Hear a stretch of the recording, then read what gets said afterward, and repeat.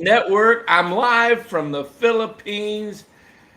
Eric from somewhere out there in California, and Cody B up in the state of Washington. Correct? Washington? Yes, sir. Yeah. Just on the not too far from Oregon, right? Yeah, I mean, I'm closer to Seattle, so I'm a good you are 2.5 okay. You're hours from closer to Portland. Seattle. Okay. Yeah. All right. I used to live in a town called Clearwater, Idaho, which was 2 hours north to Spokane. Yeah. So used to head to Spokane quite a bit, but looked like the Giants' bats got left somewhere in Spokane tonight. I tell you what, though, man, I saw it coming with Chris Sale. Yeah, I saw it coming with Lopez too. Nothing but to be that ashamed of. I mean, you're facing probably the best pitcher in the National League this year. Correct. And you're not gonna always win games like this. You got to tip your Atlanta Braves cap to Chris Sale. Really wasn't a ton of offense. It was all the whole scoring for both clubs was 1 inning. Mm-hmm. 3 runs for the Braves with 2 outs. What was that? No, the Braves had 1 for a while, and then they got the. Oh, yes, that's right. You're right. It was 1-0 for a while. Then Austin Riley hit the double off the wall that should have only been a 1-run had you had somebody out there in right field that was. He had to have known it was going to hit those bricks and fly. Come on, man. He plays in right field in Oracle Park. I mean, Slater, man, I think that was dumb. Michael Roeder hit it correctly tonight when he said something to do. I got to go back here and look at the lineups. Talking about the lineup. Put the best players on the field every day except for an occasional day off. Yes. I was pretty sure the Giants would lose tonight as soon as I saw the lineup. The matchups, lefty, righty. Let me just throw this in. I think he meant to say crap. Just doesn't work. The lefty, righty crap.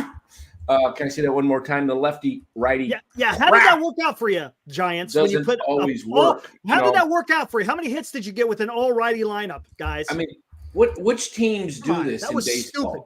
Put your best players on the field every day. This is Farhan. Hey, look, it doesn't matter who's managing. Melvin, Kapler, Joe Torre. If Farhan's running the ship, he's putting the lineup out there. This is just getting old, man. I don't like that. You got to put the best players. That doesn't matter who's freaking pitching. Come on. Put your best players out there. I'd rather see Conforto or Yaz out there instead of Slater. I just would. I just had enough of Austin Slater. I don't know what his middle name is. Have you guys looked at Wisely and Wade's? Wisely and Wade's. Sorry, am I lagging? No, you're good. Have you guys seen their splits versus lefties? It's pretty good. Wisely's pretty good. They've both been pretty good. Lamont Wade is hitting 400 with a 1.1078 OPS. Jeez. Versus lefties. Brett Wisely's hitting 478 with a 1261 OPS. You know what that? You know what that screams to me? You got to bench them when they go against the lefty, man. They can't handle against lefties. And it's small sample sizes, but still, it's like, come on, guys. These are professionals here. It shouldn't matter who the hell's on the mound for you to go out there. Come on, man. God, I gotta look up. I gotta look up Slater's. Roman, you're a dumbass, dude. I'll tell you that right now. 30 teams platoon. Hey, dumbass. Yes, we understand there's platooning, but when you constantly aggressively platoon every single freaking time, you're a freaking retard. So who's the damn clown? Come on, dude. Get with it. It's fucking stupid. It hasn't worked. Sorry, Dan. It doesn't work. Put the best players out there, dude. It doesn't make sense. Who we getting on? Who we yelling at? Roman. Makes no sense. Come on, man. That doesn't make sense. Roman, if you watch baseball, not all 30 teams platoon like the Giants. In fact, the Giants, let me read something to you if I can find it. They are known around baseball as the platoon team. Read the damn from Sports Illustrated last year from Tom Verducci. He tells you exactly. He doesn't like this kind of baseball, and the guy's a national writer. And I guarantee you, there's a lot of the same feelings going out there around the league. And I know Dan knows people who say the same thing. Absolutely. And these are people who know what the hell is going on, and it isn't just a couple of guys talking. Come on, dude. Open your eyes. That's all you got to do is open your eyes. Yeah, like he's given, like it's a news flash. Like we don't know that other teams platoon occasionally. Yeah, I know. I mean, there's always a couple of players, maybe 3 at the most in a team that gets this guy probably just started following baseball about a year ago. That's probably what happened. Yeah, exactly. They platoon, Mark Graves says, and that's why no one wants to sign here, except the guys that never would play other than getting platooned. Those guys will sign here all the time because you know what? Hey, I'm going to actually get to play. I'm not good enough to play on most teams, but I sure am if I go to the Giants. Yeah, exactly. Michael Roeder, platooning in these GD matchups just don't work. Thanks for the $2, Mike. Appreciate it, man. They work occasionally, but you're better just going with the hot hand and your best players, period. You know, if it's, I mean, look, I understand Wade's back from a hamstring. You don't want to overuse him and you're going to spot play him, but you've been platooning him every chance you can get since he came back. You know, Robert, did you watch the game? Did you see the spectacular catch that Matos made? Not the horrible piece of crap play that Slater made in right field, but did you see the amazing play that Matos made in left field? Did you watch the game, Robert? He saved the run by making that catch, Mr. Rothberg. That was what are you guys doing? What are you guys doing? That was a bonehead mistake by Slater. Is an 8-year veteran. You don't run after a ball and let it. When you know it's bouncing off the bricks, you don't run and chase it. You don't run to the wall. You let it come to you. Yes, you dumbass. Come on, dude. He's an 8-year veteran. Not a 1-year veteran. Oh, I shouldn't say veteran. Not a 1 year. Well, he's not a rookie either, but he's only played 1 year in Matos. This is Matos. This is Ramos's first year. So you want to attack the young kids, but you want to sit there and say, "Oh, Slater, oh, get out of here, get out of here." Come on, man. Stop making excuses for bad play. I don't give a crap if he has the SF on his hat.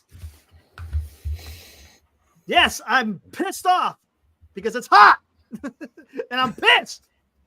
Wow, you need some air conditioning, man. Oh, I got it. It doesn't matter, man. When you go outside being 112, geez. Yeah. Ridiculous. And I'm tired of hearing the defense of Slater because there should be no defense for Slater. And someone said it out. Oh, I think it was NorCal Sports. Appreciate it. He goes, yeah, the lefty specialist Slater. What did he do today? 0 for 3. What's his batting average on the year? Is he still under 220? It's like 200 now. It's ass. I mean, why? All-Star Slater? Look, how do we justify Slater when Matos wins Player of the Week and then has a cold streak and gets sent down? And this guy Slater, I mean, he's only good on your team. Think about this. He's not good enough to play against right-handed pitching, which, by the way, is 70% of pitchers in baseball. So you got a guy taking up a roster spot that is a 30% player, and then when he plays, he's only hitting 200 against those guys. Mm-hmm. I mean, you can't find a better use of a roster spot. I mean, crap. Just go with an extra pitcher then. You've been so beaten up with the bullpen. why use Slater on your roster if he's that ineffective and you only use him 30% of the time? It makes zero sense to me. Michael Roder, thank you for the $5. He says next year Matos, Ramos, and Lee with Yaz as the fourth outfielder will be epic. I would agree with that. Yeah, that would be good if you bring Yaz back. You don't have to bring Yaz back. You can actually. There's a thing is called a non-tender that teams usually like to use on guys. He's probably going to ask for too much. I mean, he's going to be up to $10 million next year. Yeah. He's not worth $10 million. I mean, come on, fourth outfielder. $10 million. You got guys in the minor leagues that can do that. Heck, I'd rather see, utilize Brett Wisely as the fourth outfielder and play him as your, in the lineup at short, second. We thought that maybe Fitzgerald could be that role, but you got guys that can play the outfield. Yaz is a great defensive outfielder. I give him credit. He might be one of the top 10 defensive outfielders in the game. He's very solid. He's got a very accurate throwing arm. He doesn't make mistakes. Hey, you would have been in a one-run game tonight if Yaz was out in right field, period. Yeah, okay? Could have been. He would, not could have been, would have been. Yeah. Yaz would not have chased that ball to the wall and let it run by him like he was playing dodgeball. I think, didn't it go between his legs? I think it did. I don't know. It looked bad.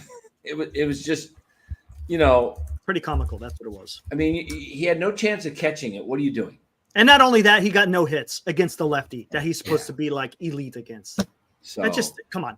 The guy's got a 200 batting average right now. 200. Yeah. Have you seen his splits versus lefties? Oh, what's this? Let's hear that. Let's hear this, guys. Let's hear we heard the splits of Wade and Wisely, which is they're basically Babe Ruth against lefties in a small sample size, but still. Austin Slater versus left-handed pitching, batting 169 with a 478 OPS. That sounds elite to me. So he's actually hitting better against right-handed pitching. Yeah. Oh. I mean, you can only go up from that. So, All-Star Slater. That's what I'm talking about. What sense does that make? Granted, it's this one player, and they went up against a really good pitcher. So, I mean, I'm not going to put the entire loss on Slater, but I'm just tired of seeing him going out there when you have other better options out there. Yeah, not much to the box score if you want to throw it up there, Eric. Yeah, I got it. Here. The Giants basically ended up with 4 hits tonight. So it was a tough sledding all the way around. But Soler with 1 hit, a double. Slater 0 hits. Conforto, well, that was a pitcher. Chapman got 2 hits. He's the only one that pretty much got the hits. Boy, that was close. That one double he got to knock in the run. It looked like it caught the chalk of the outside foul part of the chalk area. He got little white dust on that one. That was pretty amazing. VR, Chapman no hits. 40th run batted in. Hey, let's celebrate our cleanups. 40th run batted in after 90 games. Whoopity-doo. How many games did they play? This is game 80. This is game 87. 87. Okay, and we're excited. We're going to celebrate his 40th RBI. Yay! He's our cleanup guy. And how many does Judge have? Like 85? Something like that. It's something ridiculous. Have you seen his last 50 games or 51 games or whatever it is? It's like 26 homers. Who, Judge? 2 RBIs. Yeah. Oh, the guys. How many homers? It was 26. Here, I texted Here it is. Judge's last 51 games, he's hitting 406 with a 1455 OPS with 26 homers and 65 RBIs. Oh, my goodness. That's about as hot as you can get. That's absurd. That is a 1455 OPS. Yikes. Wow. Not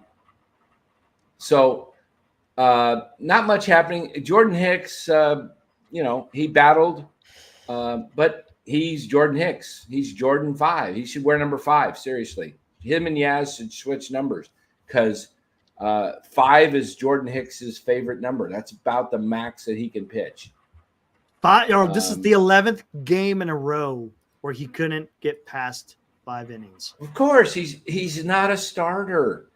He's a really good long man, if you want to call it that, or 4-inning guy. He's probably one of the best 3-4 inning guys in baseball.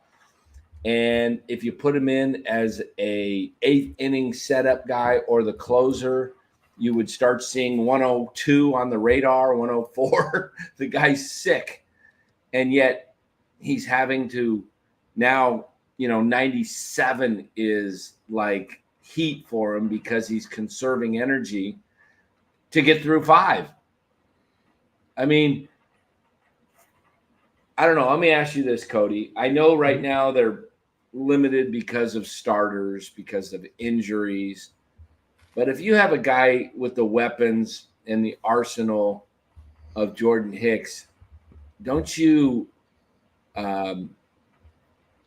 best utilize that type of guy and lengthen your bullpen and make this? You literally can put Jordan Hicks in the bullpen out there with the Rogers brothers, Walker and Duvall, and have maybe one of the most dominant bullpens, in recent memory.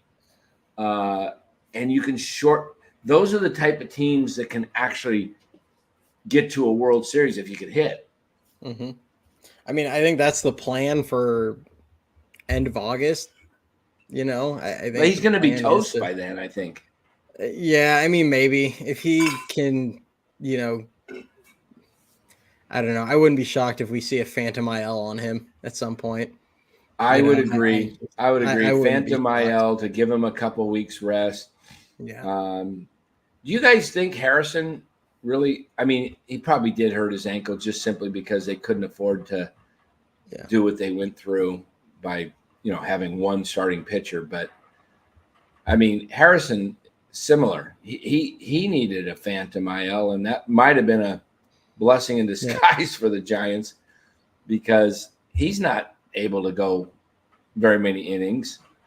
Hicks, Michael, it's not in his contract. It was agreed to that he would get to start, but it's not like in his contract saying he can't be a reliever. Right. They can do whatever they want with him. He's on the team now. They can do whatever they want. Now, is it kind of bad business with him having success as a starter?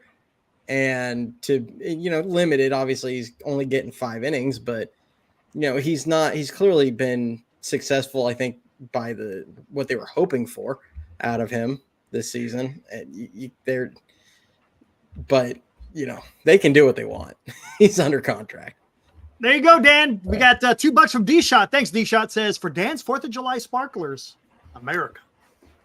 Hey, thank you, D-Shot. And can you put that comment up there about Vlad Guerrero? I want to. Who said it? Vehemently oppose this right here. All right. Yeah, for Bichette. There's no way I am trading Luciano and Wisenhunt for Vlad Guerrero. Have you guys looked at Vlad Guerrero's stats? Not good. I mean, he's coming around recently. In the last month, he's had a solid month, but he still only has 13 homers. And think about this. Who's playing better, Wade or Vlad? Probably Wade. Yeah. Wade's playing better first base than Vladdy. He's terrible defensively. Yeah. He's not having he's had 8 homers in the month of June, okay? He got half of his RBIs in the month of June. So he started off terrible in April and May, and a lot of players do that. But I'm not trading Luciano and Wisenhunt for Vlad Guerrero. Now, if you say Wisenhunt and Luciano brings me a Luis Robert or brings me, we don't need outfielders. We need a shortstop or a second baseman or a first baseman, maybe a third baseman. Right? Yeah, they're not going to move off a third. They're stuck with Chapman, and I don't see this organization actually, even if they got an offer for Chapman, taking it. I wish they would, because I would like to see them play for the future. And, are the Giants, what are they, 3 out of the wild card roughly? Yeah, that's where they keep. They're always staying around 3 to 5 games out of 500. Now, this is what I want to get across to a lot of people, because I see it in our chat. I see it on Twitter. People say, didn't the Arizona Diamondbacks and the Rangers get to the World Series last year with as wild cards? Yeah, 2 different teams, guys. 2 different teams. Constructed differently. Yeah, this Giants team doesn't run bases where in a game that is built around speed. They don't hit for a ton of power. Batting average, they're middle of the pack, okay? Pitching, they're near the bottom. ERA, yes, everybody says, wait till they get Snell and Ray and Cobb back, okay? Yeah. Number one, none of those 3 guys has proven to be consistent that they're going to bounce back. Robbie Ray, you're counting on a guy that's 13, 14 months removed from Tommy John. You know what? If you get any production out of him this year, take it and be thankful and hope he comes back and, next year as a solid, number 2 or 3 pitcher. Alex Cobb, you have no idea what you're going to get. The guy's almost 40 years old and hasn't pitched in nearly a year as well. Blake Snell, who knows if he's going to get right. I mean, he missed all of spring training, and then he comes back and he's rushed, and then he gets beat up pretty good, and then he gets and you know what? A healthy Blake Snell led the league in walks last year, okay? And that's not what this Giants team was built on. It was built on defense, get the ball over the plate, make them hit the ball on the ground, and Snell is a strikeout pitcher, more to say, and he leads the league generally in walks. So, and he can't pitch more than 5 innings because he doesn't find the plate enough, because he runs out of the pitch count at around 100 pitches in the 5th inning. So somebody's got to tell Blake Snell, trust your stuff and throw it for strikes.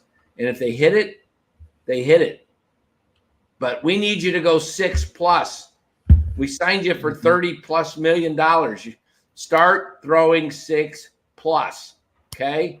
If you give up 7, 8 hits, all right, trust your stuff and you'll get strikeouts. What he does is he walks guys and then he strikes them out. But he's no good. Just let him hit the stinking ball, okay? With some of your stuff. So we'll see. I don't know why these guys can't get Blake Snell to change his approach. Good luck, Cuddy. It doesn't ever work, man. Doesn't ever work. What do we got in here? We got something nothing. In the chat? Just Robert.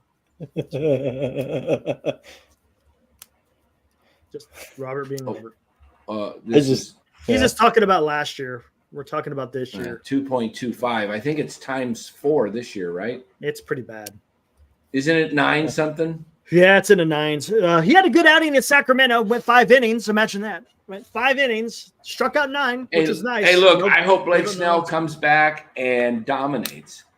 I got him on my fantasy baseball team. That's the only reason. Somehow, care less about the Giants. Somehow in my trade, somebody says, you're taking Snell. All right, I'll take Snell. You're going to give me Ohtani and Yamamoto, and I got to take Snell? Okay, I'm sorry. I'll do it. All right, go ahead. I've said too much. You guys fire away. What do you got? Anything to say there, Cody? No, I mean, you guys kind of. Sale looked amazing today. That is like vintage, and the guy's 35 years old. Yeah, he looked good. I mean, it's you tip your cap. As we kind of talked about, I'm not a fan of some of the lineup decisions that are going on here. I posted a few other guys in the chat because Ryan was asking about them, and Conforto's hitting like 294 with an 835 against lefties, and Bailey is hitting 289 with a 701. I mean, the OPS isn't great. He doesn't hit for power really against him, but he's respectable right now. And it's like we make all these decisions, and every time. I mean, I've been saying every time we face lefties, I'm like, insanity is just constantly playing, Slater, Flores, Ahmed, and these guys. And obviously Flores is hurt right now, but starting these guys and expecting different results. And it's July and we're not getting different results. I know. That's what Robert Rothberg actually said something somewhat intriguing to me. If you wanted to maybe save your bullpen, this isn't the worst idea I've ever heard of. Snell goes 5 and Hicks goes 4. That wouldn't be a bad combo when you have your full array of pitchers. If you wanted to kind of play with the rotation a little bit, when you've got 5 capable starters and Hicks maybe is the 6th starter, and you want to do that on occasion, I wouldn't be opposed to something like that. Would you guys? I don't know, man, because I'd rather just have Hicks in the bullpen. Because he's saying right there, Hicks would kind of come out of the pen to pitch the 6th. But then he's only going to be able to do it every 5th day. Yeah, true. But I mean, if you really wanted, maybe 2 or 3. That's dumb, though. I'll tell you why that's dumb, because you're paying Snell freaking $30 million. Snell ain't going more than I guarantee you. Snell doesn't get past 6 this year. Okay. Yeah. He may give you he may get into the 6th occasionally, but his pitch count goes up too high for him to get into the 7th inning. I mean, unless he's just really dealing like he was in that World Series when what's his name, the manager for the Mariners yanked him. That was nuts. No, you talking about the Rays? Yeah, did I say Rangers? I meant Rays. It was David Cash. Yeah. Yeah. That was hilarious. Made no sense, yeah. But here's another thought. This is not ever going to happen. All right. This is just wild stuff. This is just me going ballistic. This is actually me being kind of more like I'm forgetting his name now. Doggone it, the ex-Angels manager and Cubs manager. Madden. Madden, yeah. Madden. Wouldn't it be great if you could had a really athletic guy that could pitcher, 2 pitchers that could play first base, and you put, like, let's say Snell in there, and then he throws the 3 batters, and he Hicks is over at first, and Hicks comes in, face a couple. You could really mess with a lineup, man, if you put the pitcher at first base. I think baseball might have a rule against that because the 3-hitter rule. Well, you can do it every 3 hitters, yeah, but I think they have some kind of rule where a position player cannot pitch unless they're it's a blowout, like by 10 runs or something. Like a blowout. So I don't know if you could do that if it's a natural pitcher, but that would be something I could see Madden trying, man. Just you got they do it all the time in like Little League, and youth ball. The guy, hey, right fielder, come on in. You're pitching. Okay, you're going back to right field, and they switch. But yeah. But the Giants are 3 back under. 3 under. What's their record? I keep forgetting. Like 42 and 45. 42 and 45. Okay, 42 and 45. So they're basically 75 games left. 75 games. Okay, so they played to 87. They got 75 to go. If they played, there's 75. Let me look here. 75 games. times 540 ball. They'd win, 542. 75 times 45.2%. That ain't right. 75 times 54.2. Yeah, so they have to play like 75 times 54.5%. Basically, just under 55% ball to win 41 games of their remaining 75, and they've won 42. 41 plus 42 would give them 83 wins. 83 wins if they go. If they play 550 ball, they get 83 wins. They have to go 45. Hold on, 45 plus. It's 45 plus. I'm sorry, I'm just screwing this up. No worries. 49er time says Joe Biden moment for Dan. It is a 40. Why can't I do math? If Dan drops anyway and then just goes back, then we're all the way there. No joke, folks. 41. 41 wins, yeah. 75 minus. There we go. I kept doing the wrong number. They got to go 45 and 41 and 34. Sorry. 41 and 34. 7 over 500 to win 83 games. You got to go 7 over 500 to win 83 games right now? Yeah.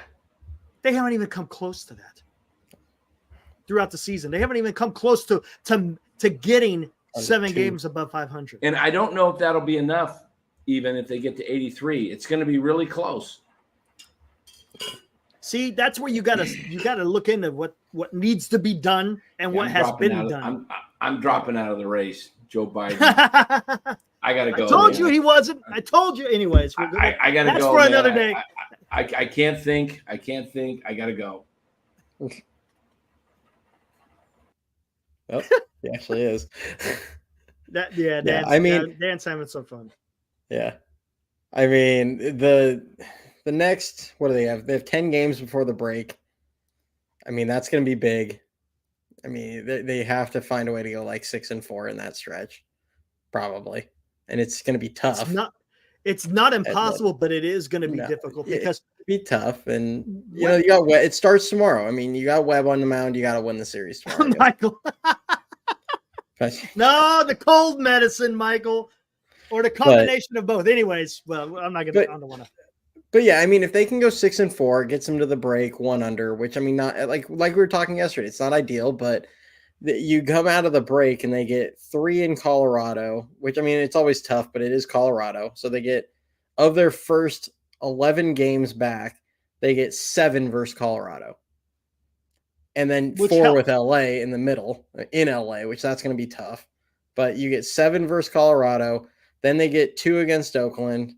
Then they get, and this will be a tough stretch because they've, the difficult places to play. But then they get 3 in Cincinnati, 4 in Washington, 3 at home against Detroit, 4 at home against Atlanta, and then 2 on the road against Oakland, 3 at home against Chicago.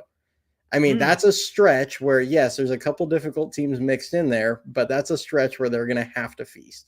And if they don't, that's it. Like, you're not going to make it because honestly, if you can't do anything with the series against Colorado and the Dodgers and the A's, if you can't make a move there, it's going to be tough. Yeah.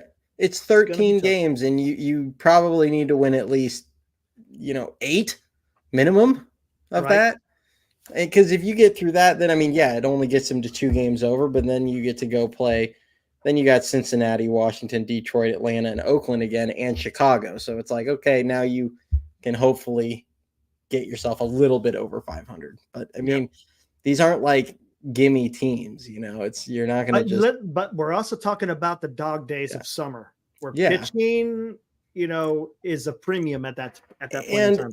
And it could be just because of how the season is shaken out for them.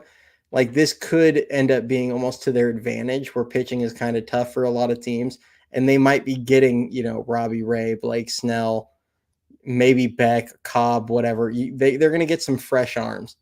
And they are going to be fresh, but what are they going to give you? Right. Who knows?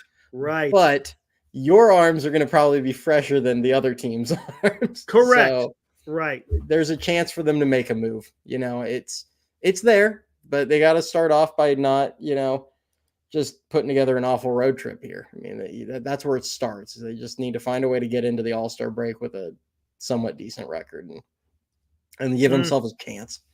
Yep. It's going to be interesting. Where the hell is Dan not coming back? Yeah. Oh, I agree. It's a cold. It's not these aren't gimme games. I'm just saying it's a softer spot of the schedule. Yeah. And it's one they have to feast on if they're going to have a chance. Yep. That's all. There he is. Yeah. No predictions. Oh, Lord. Oh, my God. I'm back. I'm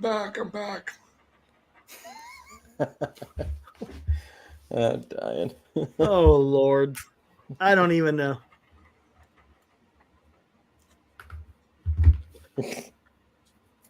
Hey, we got a super chat. Maitland Eagle. Thank you, sir, for the $5.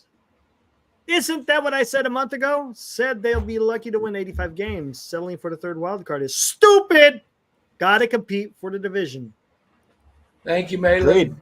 Thanks, Maitland. Fly like an eagle. Fly, baby. Yeah. Thank you, Maitland.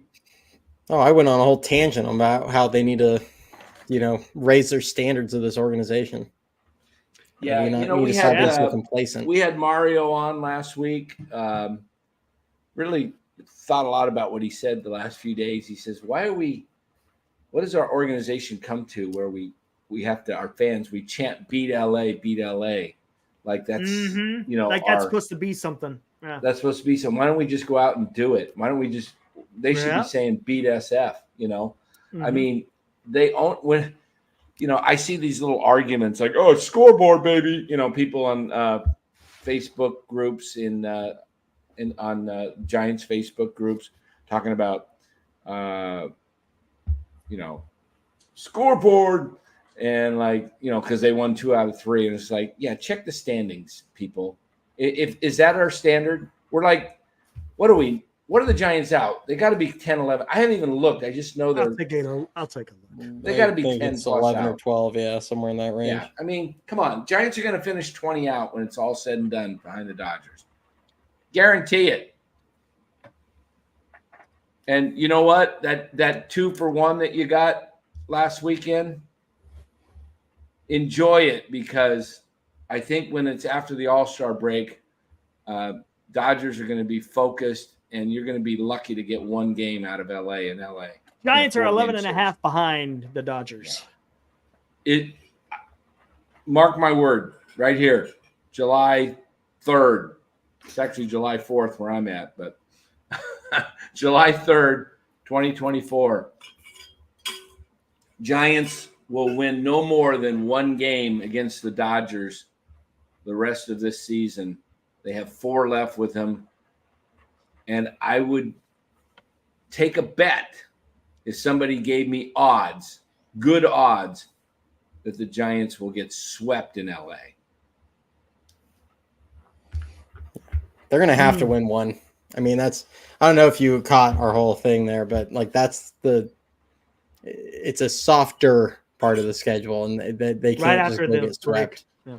Oh, after the break, they got Colorado for 7. They got the A's in there, and then they got the Dodgers sandwich for 4. You also have the Tigers and White Sox, and then you have Cincinnati and Washington, who are tough places to play. But yeah, I mean, they're not great teams, so it's that would be the opportunity for the Giants to make their run. But you know what? Those teams are also going to be competing for a wild card, just like the Giants. Oh, absolutely. So they're not going to be laying down. No predictions. No. That's where they're going to have to do it. That's going to be, because if they don't, then they're toast. Like their season's done because they're not. Yeah. They're not. I mean, they still have got a tough 10 games left to go in this before the break. They've got, tomorrow with the Braves, then 3 in Cleveland, and they come home for 3 against Toronto and then finish up with 3 against Minnesota. None of those games are going to be easy. Even Toronto, despite having an under 500 record, not performing well. When you get 2 teams like the Blue Jays and Giants that are what I would consider somewhat equally matched teams, anything can happen in a close game, close series. You saw the Giants and the Cubs, similar type team to Toronto and the Giants. Cubs lost 3 of 4 to the Giants, but those were all close games that they lost. Same the things that happened in Wrigley. The Giants won 1 but lost the other 2. When you get teams that are, look, there's not a big discrepancy in a baseball game a lot between teams. Even the Giants and Dodgers, you can play 15 games a year, whatever they're playing, 13, and it could be a 10-3 series for the Dodgers in 13 games, but it doesn't mean they dominated them every game. They can be really tight games. The Giant in baseball, it's not like, it is, say, in basketball, the NBA, when you got a great team that's going to blow somebody out by, double digits easily go look at every game that in a betting line. And if you want to take the run line, it's never more than winning by more than 1.5, winning by 2 or more. It's never, you never see a bet that says a team's favored, the run line's 2.5. It's always 1.5. Win by more than 1. It's never win more than 2. Okay, so baseball, it's that tight. So, all right, look at this. We got a birthday out there. Kyle McKiernan's father, the elder McKiernan, has a birthday. But I don't know. We got to ask Kyle, man. We got to treat our elders well. We don't want to. Man, this is NorCal Sports Networks. Elders, it doesn't matter. Elder McKiernan, happy birthday from NorCal.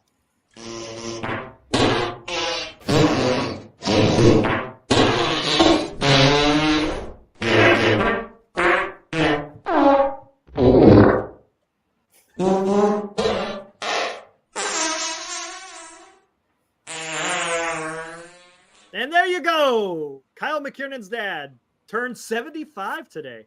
Congratulations. Happy birthday. Awesome. Way to go. Awesome. All right. Very good. Last spot is Matthew says, Eric, you're right. The last spot is probably the hardest one to get. So many teams are fighting for it. It's going to be a dogfight. No doubt about it. They're all staying around there. There. Right now, it looks like you got the Braves as one that's going to be there. And then you got the Padres and Cardinals that are starting to play a little better. At the Padres. They're 4 games above 500 now, right? Yeah. 4 games above 500. You got the Cardinals. 3 games above. The Mets have come on. They have, man. Look at that. They came out of the damn cellar. I still think the Diamondbacks are going to be a player when it comes down to this because they've got pitching just like you guys talk about Snell, Ray, and Cobb. The Diamondbacks still have Rodriguez and who else is coming back for them? Merrill Kelly. Yeah. So they're going to have a rotation if Jordan Montgomery ever finds it. You guys want to talk about Snell like he's going to be finding it. You got to look at other teams too, guys. You can't just say, well, we just focus on the Giants. When they get Snell and Cobb and Ray back, they're going to dominate. How about Arizona? Jordan Montgomery's having a down year. If Jordan Montgomery finds himself, if Rodriguez comes back from a lat strain and he pitches like he's capable of, and Merrill Kelly, then you add in Zach Gallen, who just came off the IL, and they got Brandon Pfaadt. That's a 5 rotation guy that matches up just as well as with the Giants, if not better, because they don't have 2 guys coming off serious injuries like Cobb and Ray. So, plus the Diamondbacks lineup has speed, and speed will win you games down the stretch. You watch what happens when things tighten up in August and September, what's going to make the difference is athleticism in games. And Diamondbacks have that. They've also, as Lou says, I wouldn't call Christian Walker a superstar. I'd call him an all-star type hitter. He's got power. But Corbin Carroll's having an awful year because of probably shoulder damage from last season. But if he gets anywhere near what he's capable of being, I don't see the Giants beating out the Diamondbacks. That's just me. Could they? Yes. But I don't see the athleticism nearly on the Giants squad that is on the Diamondbacks. I mean, they've got speed all around, Yeah. And they've got some pop. They've got Christian Walker. They got Ketel Marte. Corbin Carroll's down a little bit, but, they've got guys Alec Thomas, Pavin Smith, Perdomo, Christian Walker. Diamondbacks have not played very well. What are they, about the same as the Giants, just a half game behind them? Something like that. Let me look. And they're playing the Dodgers right now. What's the score of that game? I'll look. Oh, man, they're like right there. Giants are 42-45. The Diamondbacks are 41-44. Winning percentage for the Giants is 483, 482 for the Diamondbacks. Okay, Diamondbacks are beating LA 8-4 right now, bottom of the 6th. Damn, what happened? Whew. Gabriel Moreno hit a 2-run homer. Let's see what's going on with the Diamondbacks. Carroll 1 for 4, Marte 0 for 3. Christian Walker 3 for 3 tonight. Forgot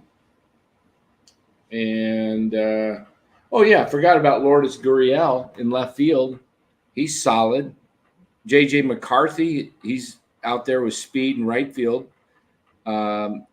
Moreno might be the best defensive catcher. Him and Bailey are great defensive catchers. How did Bailey do tonight? Oh, he didn't play. That's right. He did not play. So he got probably a much needed day off because I think he caught the whole series against the Dodgers. Bailey. Somebody made a comment to me the other day on Twitter because I threw out that Bailey would probably hit in the 230 range by the end of the season, and said something to the fact, kind of threw some shade at me, and I said, well, I hope I'm wrong.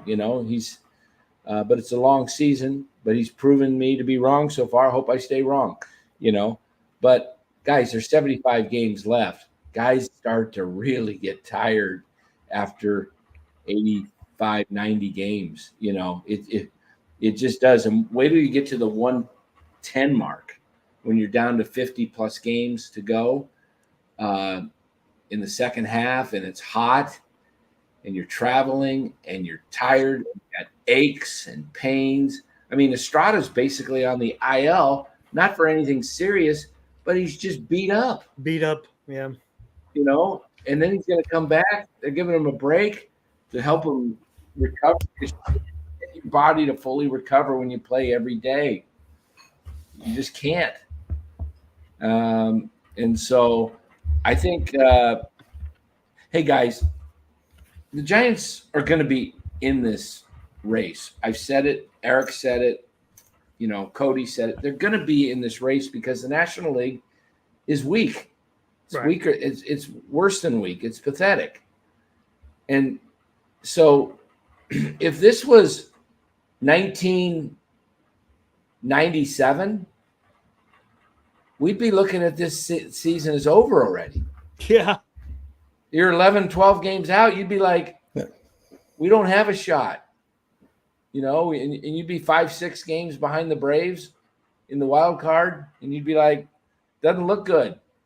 And you know why baseball used to have so many trades? Because 20-plus teams were making trades. Now it's 5 to 7 teams that are going to be in trade. Because you're involving more teams into the playoff hunt. Yeah. Right. And so you get this false. This is why I call it fool's gold. You think you're a good team. You're not even a 500 team. I've never played on a team that was below 500 and thought we were good.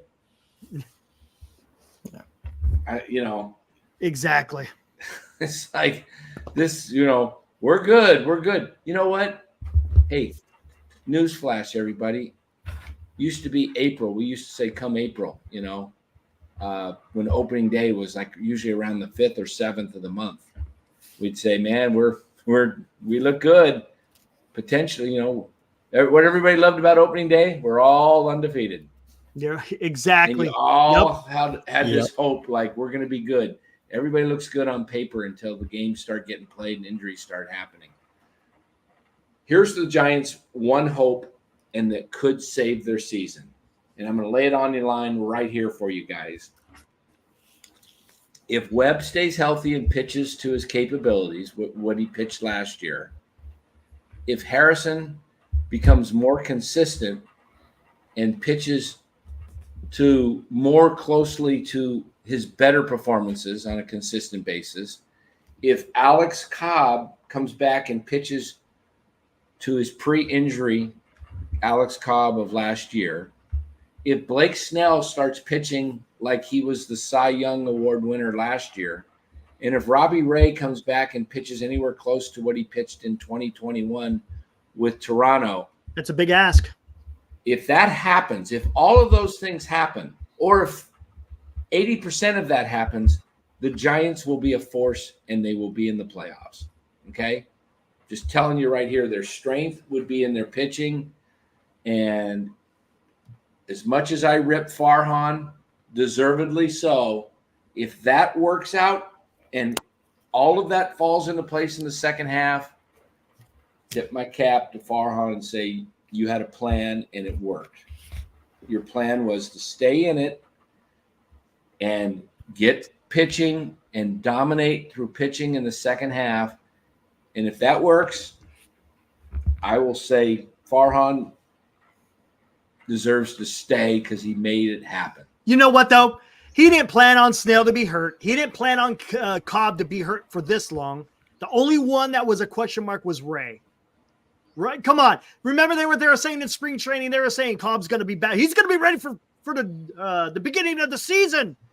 I can't believe it. He's going to be ready. Lo and behold, what happened? He had a setback because of his he had a setback, I think, in his hip. He had a setback because of his shoulder.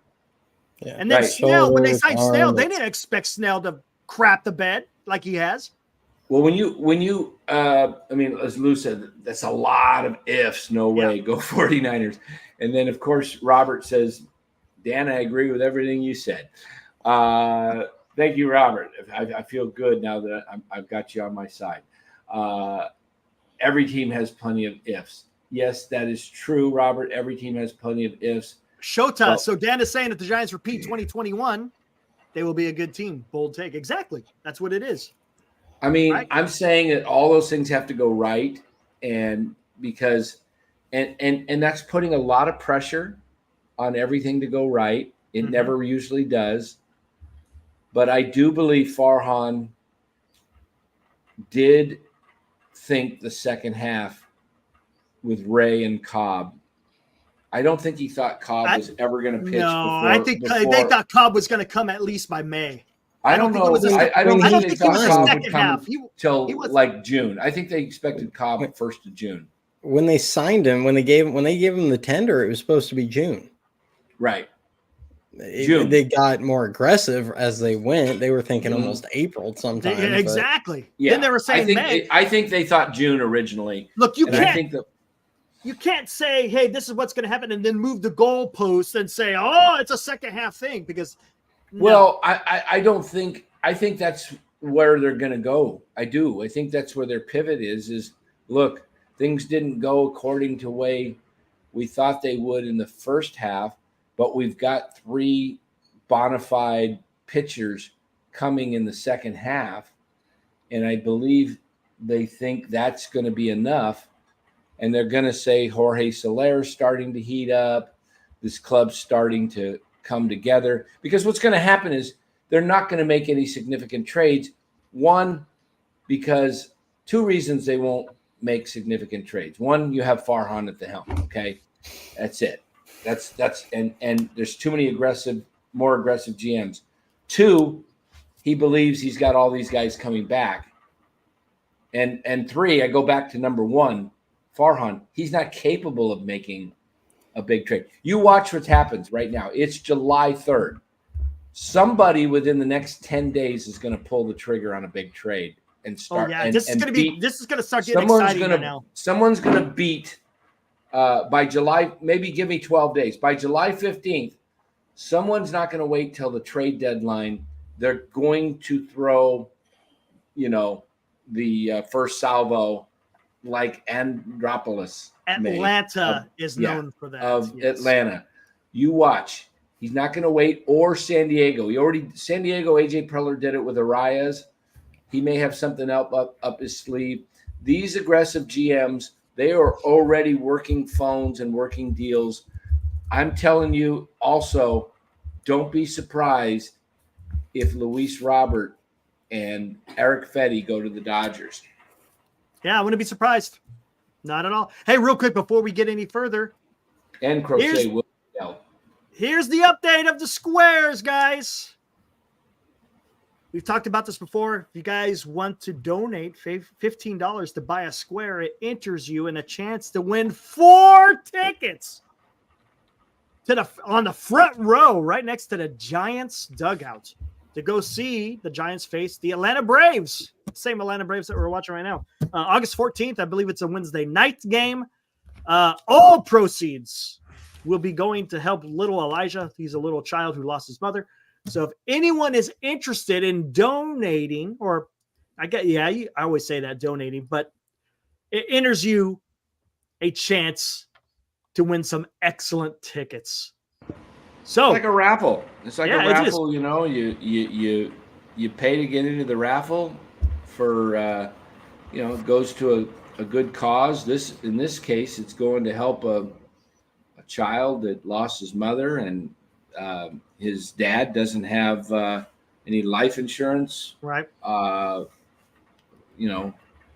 And it's a family situation. This isn't, we could do this with, there's all kinds of stories and cases like this that you can pick a GoFundMe. This just happens to be someone that's part of our show that knows this family. Yeah. So, as a matter of fact, it's Vince Russo knows the people.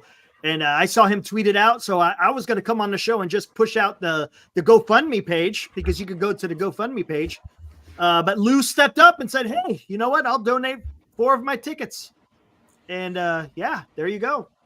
The rest is history. If you want to know exactly where your tickets are, look at this. You could sit here, Dan. You could sit here. There you go. Yeah. Well, you know what you could sit.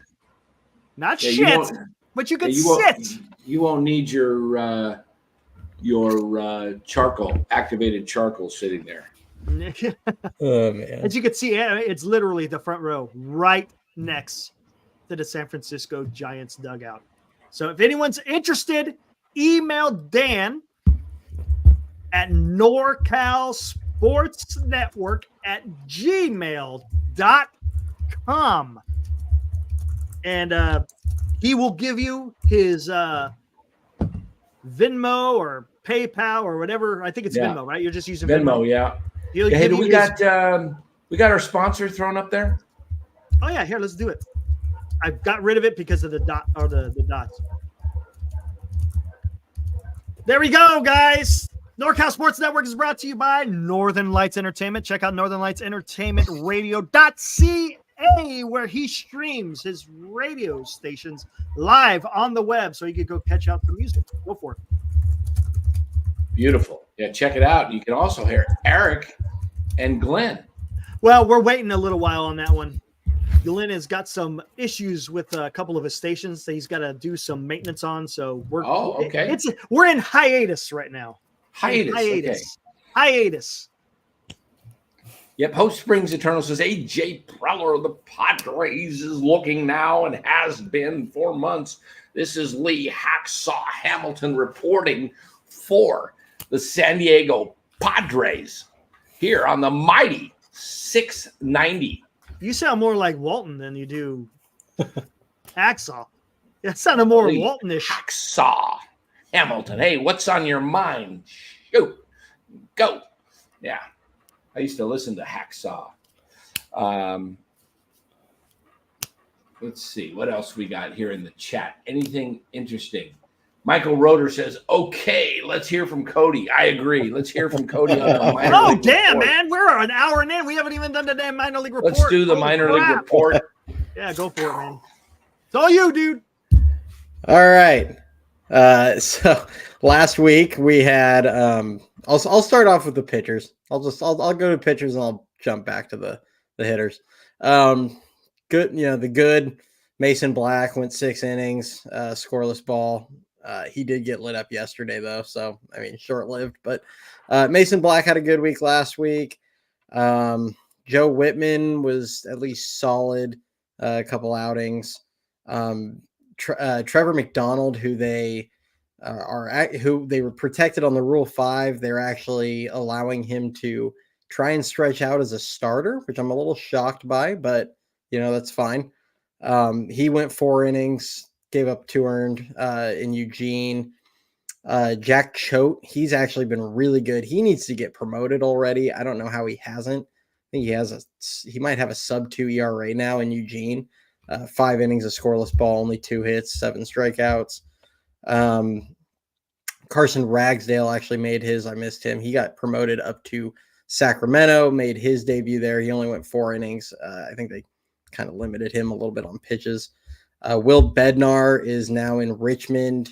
He gave 2 innings, a scoreless ball. He's been getting limited to just 2 innings an outing. I kind of expect him to, I hope he can become a starter again, but it seems like they're trying to protect his health, given the back injuries and everything he's dealt with in the last couple of years. That's pretty much it for the pitchers. As for hitters, I'm going to kind of start down at the bottom this time. Complex League, Walker Martin and Rainer Arias kind of struggling a little bit down there. Although Walker Martin did hit a home run today in Arizona. Let's see who we got. Cole Foster had a decent week for San Jose, 6 for 22 with 3 doubles. Jairo Pomares and Victor Barracoto continue to be about the only watchable players of the position group in Richmond. Pomares went 5 for 19 with 2 home runs. Pretty impressive shots, especially the second one went to kind of left center. He actually hit his 10th home run of the year today, and has almost an 800 OPS in AA, which is pretty good in the Eastern League. Diego Velasquez, 4 for 15.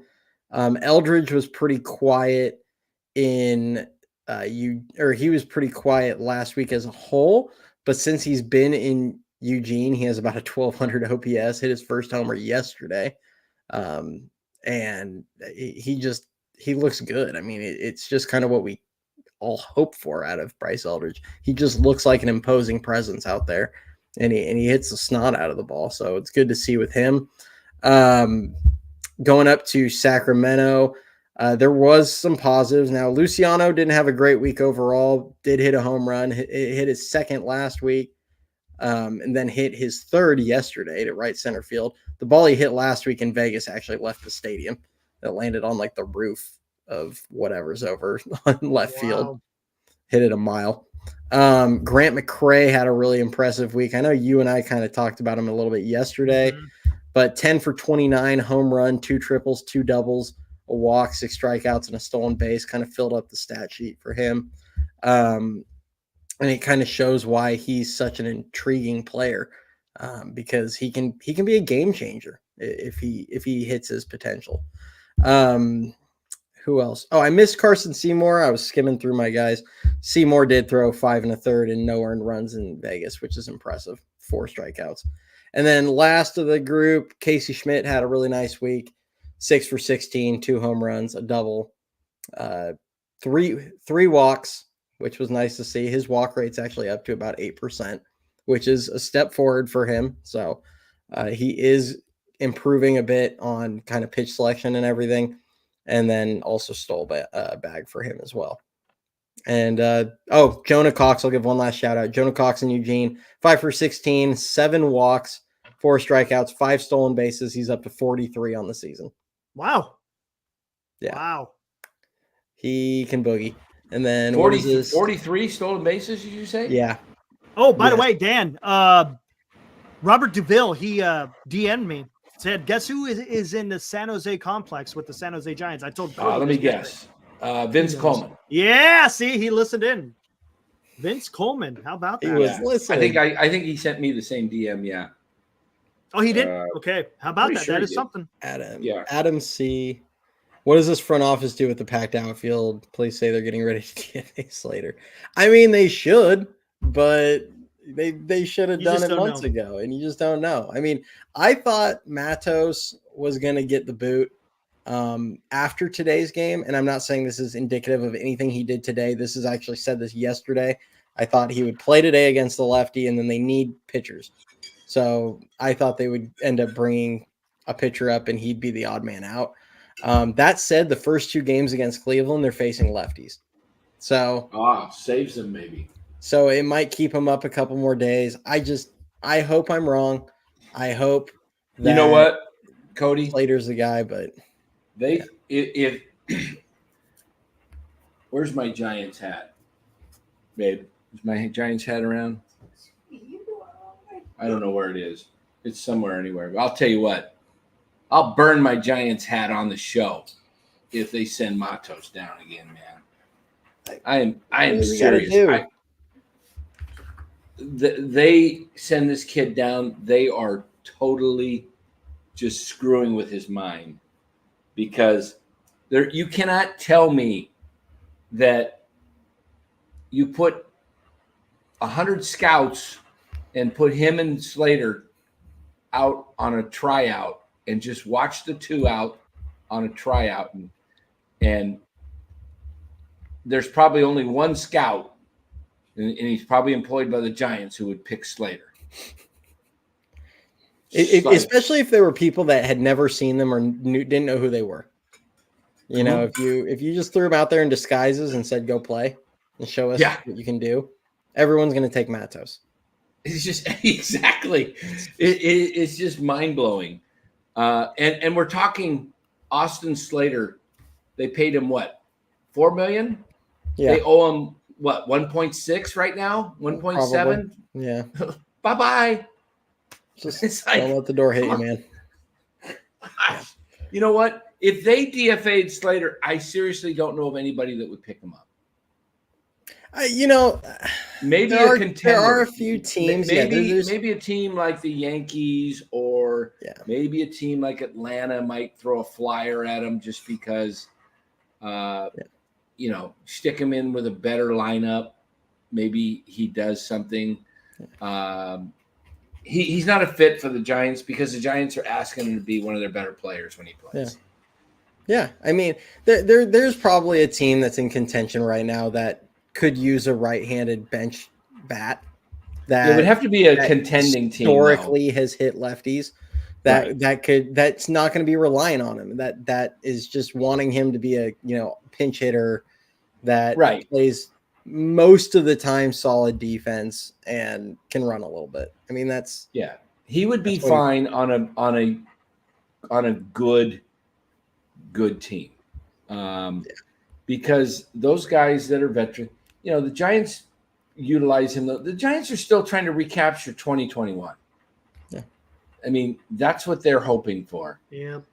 And, we have seen enough of this. This is, So wish in one hand. Yeah. What else you got on your report with, I had to step away for a sec. I came back. I heard 43 stolen bases. I'm assuming that was McRae. No, that's Cox. McRae has Cox. Like 10. Yeah. Oh, really? 43 for Cox. Dang.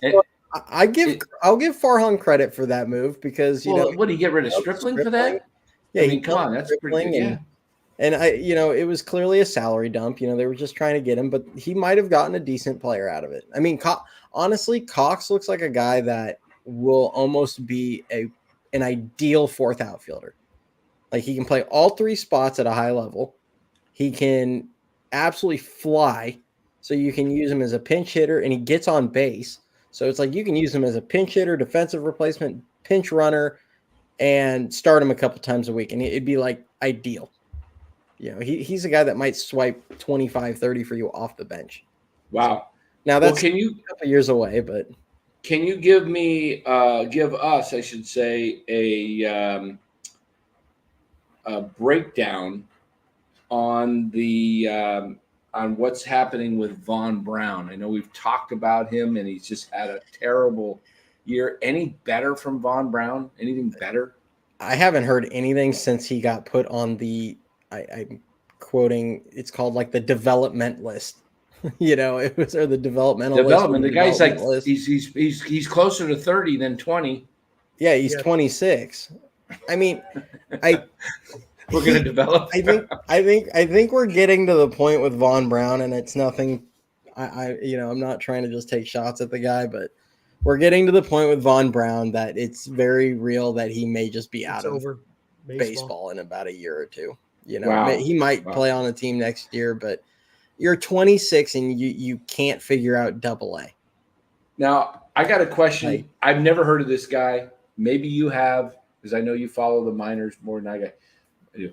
We're in 2024. I'm seeing a guy in their top 30 prospects that's not projected till 2029. Guy is a shortstop by the name of Johnny Level. He was their international guy last year. Okay, Johnny Level. Is this guy on the level?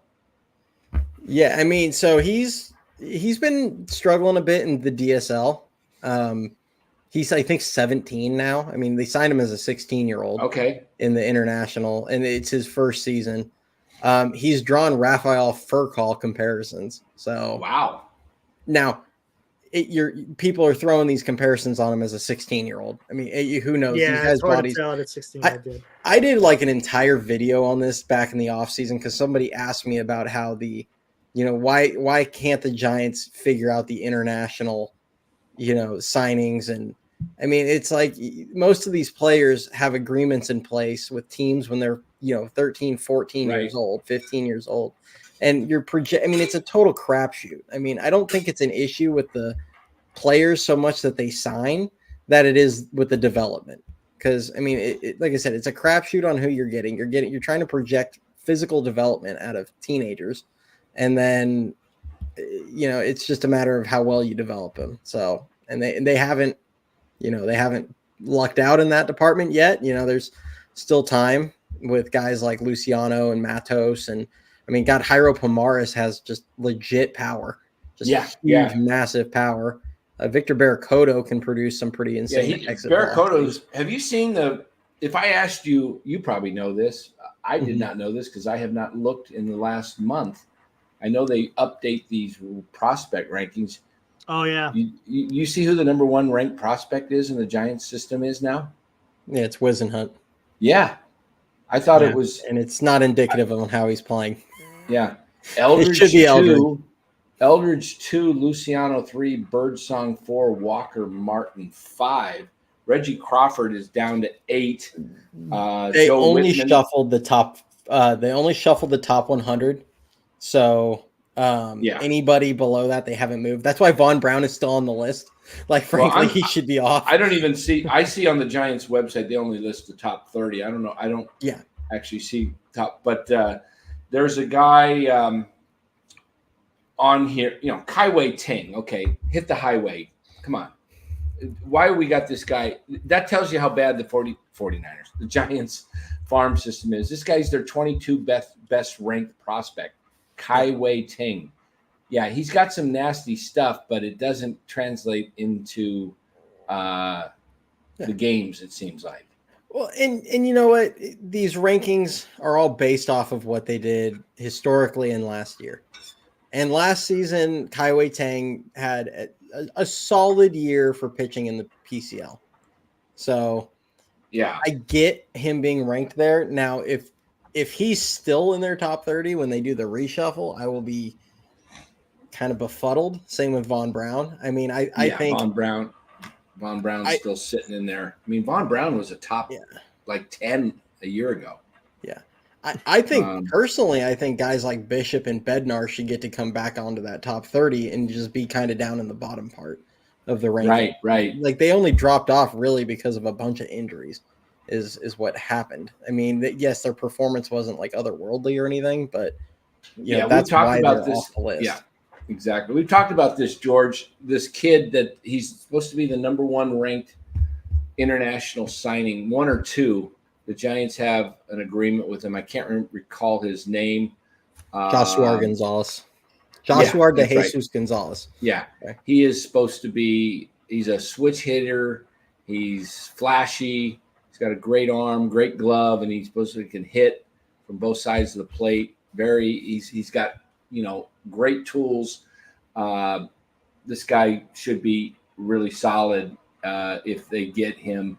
That will help the Giants in the top, he'll be ranked in the top 100 of baseball soon once he gets signed, and that will help the Giants move up a little bit.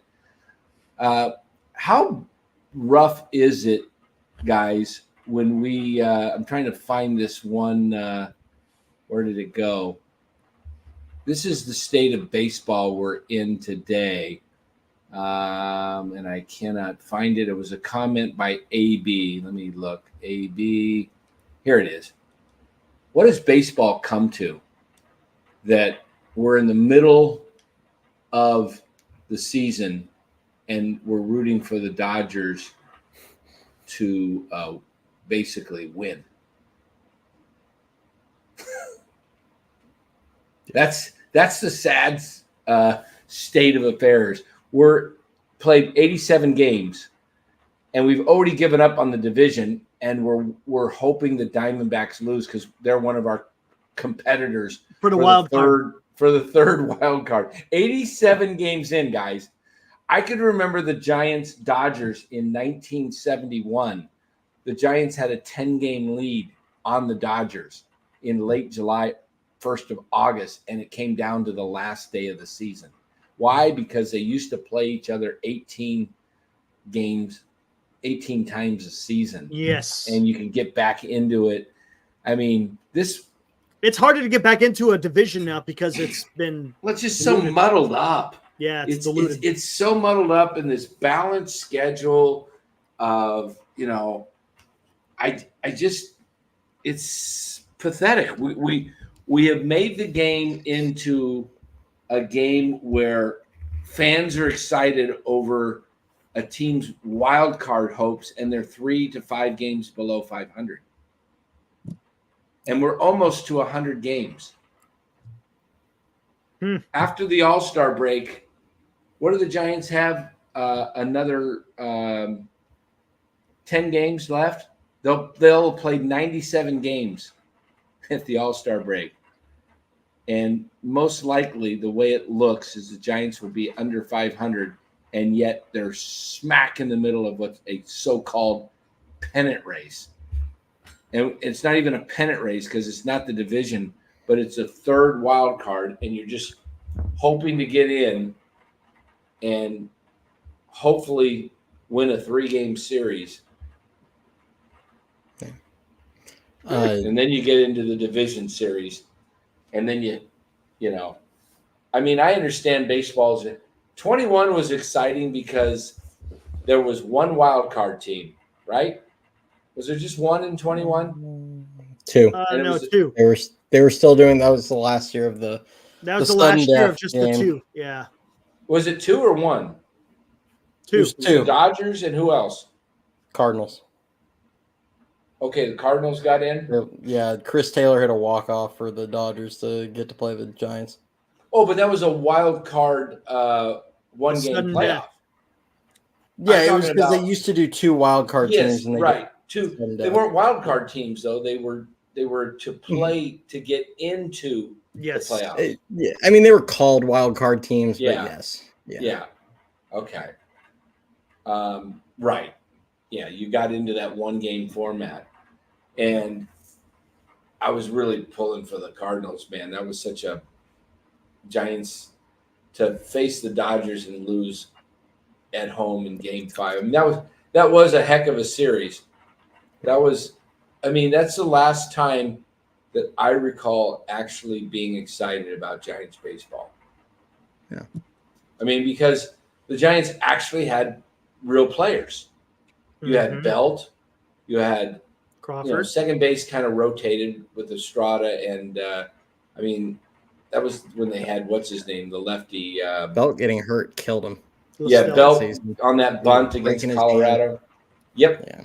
that killed him.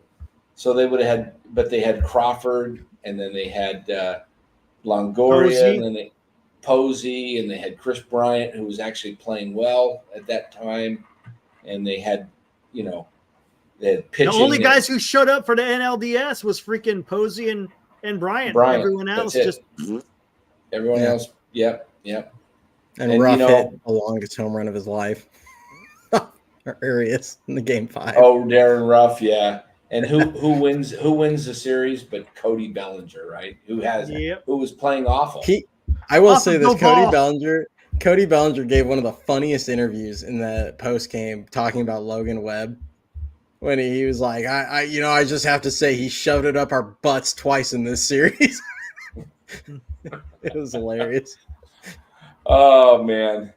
Yeah. Well, really quick, I'm going to jump back one thing for George because he was asking about Joshua Gonzalez, who might be one of the top-rated guys. He may end up being the number 1 this season. Right. I don't know for any of you that follow it's like GPT, it's like Giants Prospects or something. Oh yeah, on Twitter. GPT. I've seen him on Twitter. Yeah, they apparently he's usually really good for their international stuff in particular.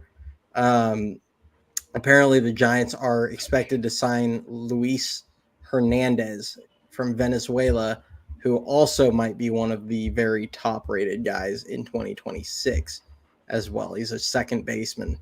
So, second base / shortstop, but it sounds like he profiles more as a second baseman. Yeah, so, they might – I give Farhan credit. Like, if they land these two guys and they end up being good players or at least, highly rated prospects that you can be – yeah, and the thing is, and this is what I'll always say about the Giants. This is the difference between the Giants and Dodgers when it comes to their farm systems. I'm not going to get into how they spend money, or go get stars and things like that. But if you look at what the Dodgers system has produced in the last 5 years, and then you look at what the Giants system has produced, it's not any better in LA. Like the Giants have produced with internally pretty much just as many good players. The difference is the Dodgers take their prospects and trade them and go get guys like Tyler Glass now, for example, before their guys lose value, whereas the Giants and Farhan just hoard them forever and don't do anything with them. Correct. And that is a huge issue. The Dodgers have a system, Cody, they follow. And if you actually look at the two teams, they're actually run somewhat similar. I mean, the Dodgers have a lot of no-name guys that come in and pitch, and they bring in guys that like the Bivens type guys, and they find a niche for them, and they make a name for themselves, and they do pretty decently. The difference between the Giants and Dodgers, besides the development, like you said, they trade for them and get better players, is they're able to sign superstars. Yeah. And I was strictly looking at the farm. Right. But if you take the farm, like you said, you made a great point, is they trade those pieces before they lose value to get better players. The Giants need to start implementing that, and they've already destroyed Mason Black's value for what he had. I mean, he was one of the guys. There's 3 or 4 guys that would be getting calls for, and they were Birdsong, Roop, Black, Reggie Crawford, and another pitcher. I can't remember his name, but these names would pop up in conversations that teams were interested in. And the Giants don't trade those guys when their values are high. And then, like I said, this is what they need to be doing.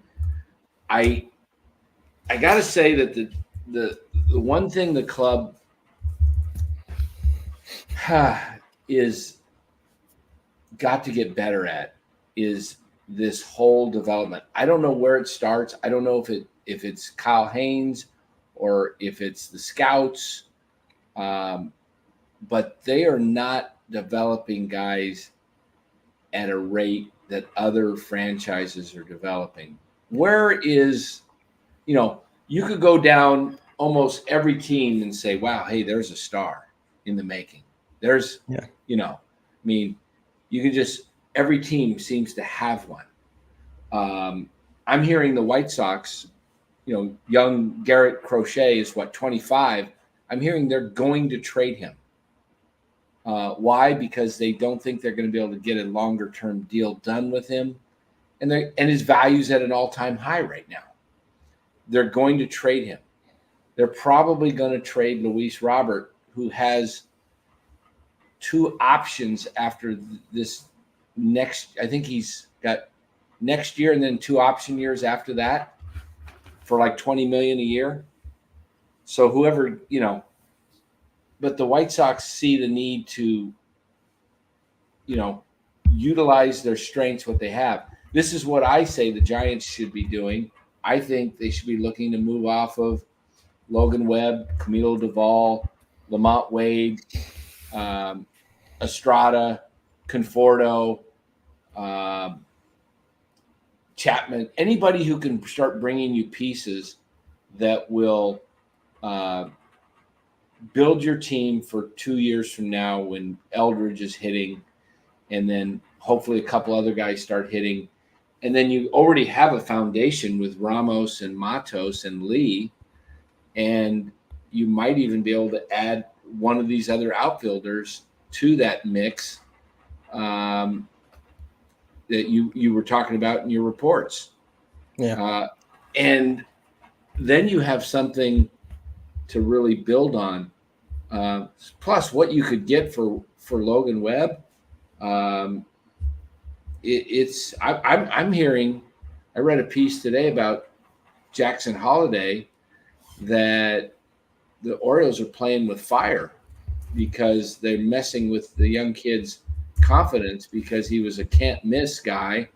And the fact that they brought him up so soon, they should have stuck to their plan and never brought him up. But the fan base was putting pressure on Jackson Holiday to come up when he wasn't ready. And, the same thing happened with Henderson and Rutschman their first year. They didn't do well. But now look at them. They got – so you got to – and the thing that I feel, Cody, is that the Giants should be giving several of these guys Matos. Ramos looks like he's going to get there, maybe a little short, but the Ramoses and the Matoses and the Schmitz and the Wisely should be getting 500 to 600 at bats. Yeah. And if they Ramos probably will between the levels. Right. Both but they should be getting 500 major league at bats, because what that's going to do for them is it's going to give them the experience to make adjustments in the off season to, look at Wisely, for example. He changed his swing. Yeah. And now and Ramos did too. Ramos changed his swing. And Ramos said he didn't change his swing. His looks yesterday. Pretty similar. He said he didn't change his swing. He said it was a change of mentality. Adjustment. But he said his swing is the same. Okay. A lot of adjustments too mentally for him, I know. That's what he said in the article. And he said it in that interview that you had with him in 2023. Yeah. I mean, so I had this whole discussion kind of with Eric and I yesterday, and I mean, I don't necessarily think the team needs to fire sale, just blow it up, rip it to the studs. I don't think they're quite there. If they stink again next season, if you go into next season and it's just atrocious, then I'm all for, at that point, kind of opening the door to trading Webb. The only reason I bring up Webb is because his value's at an all-time high. Yeah. I don't think it gets much higher. He's like a 94 on the trade scale value. The next giant is like a 40. Okay. Yeah. When you get that high because of his contract, each year he pitches, his value is going to go down, what you can get for him. And my question is, are the Giants going to be good enough when Logan Webb is still pitching at his prime, so to speak? I mean, how old is he right? I'm just 26 or 27, right? I'll tell you in just a second here. Logan Webb it says 27. I don't know what his birthday is. I think he is 27. November. Okay. November. He turns 28 November. Okay. So by the time the Giants get really good, Webb's going to be closer to 30. Okay. If they get good. Okay. I'm not saying they're going to be. It's not a lock that they become good. And I hear you guys. No, Dan. No, we're not trading Webb. Why? I ask you why. What good is Logan Webb going to do for a team that's – what are they in Logan Webb starts this year? Like 6 or 7 and 13? Not good. Yeah. Okay. It's horrendous. You could get – Which, I mean, it's not really his fault.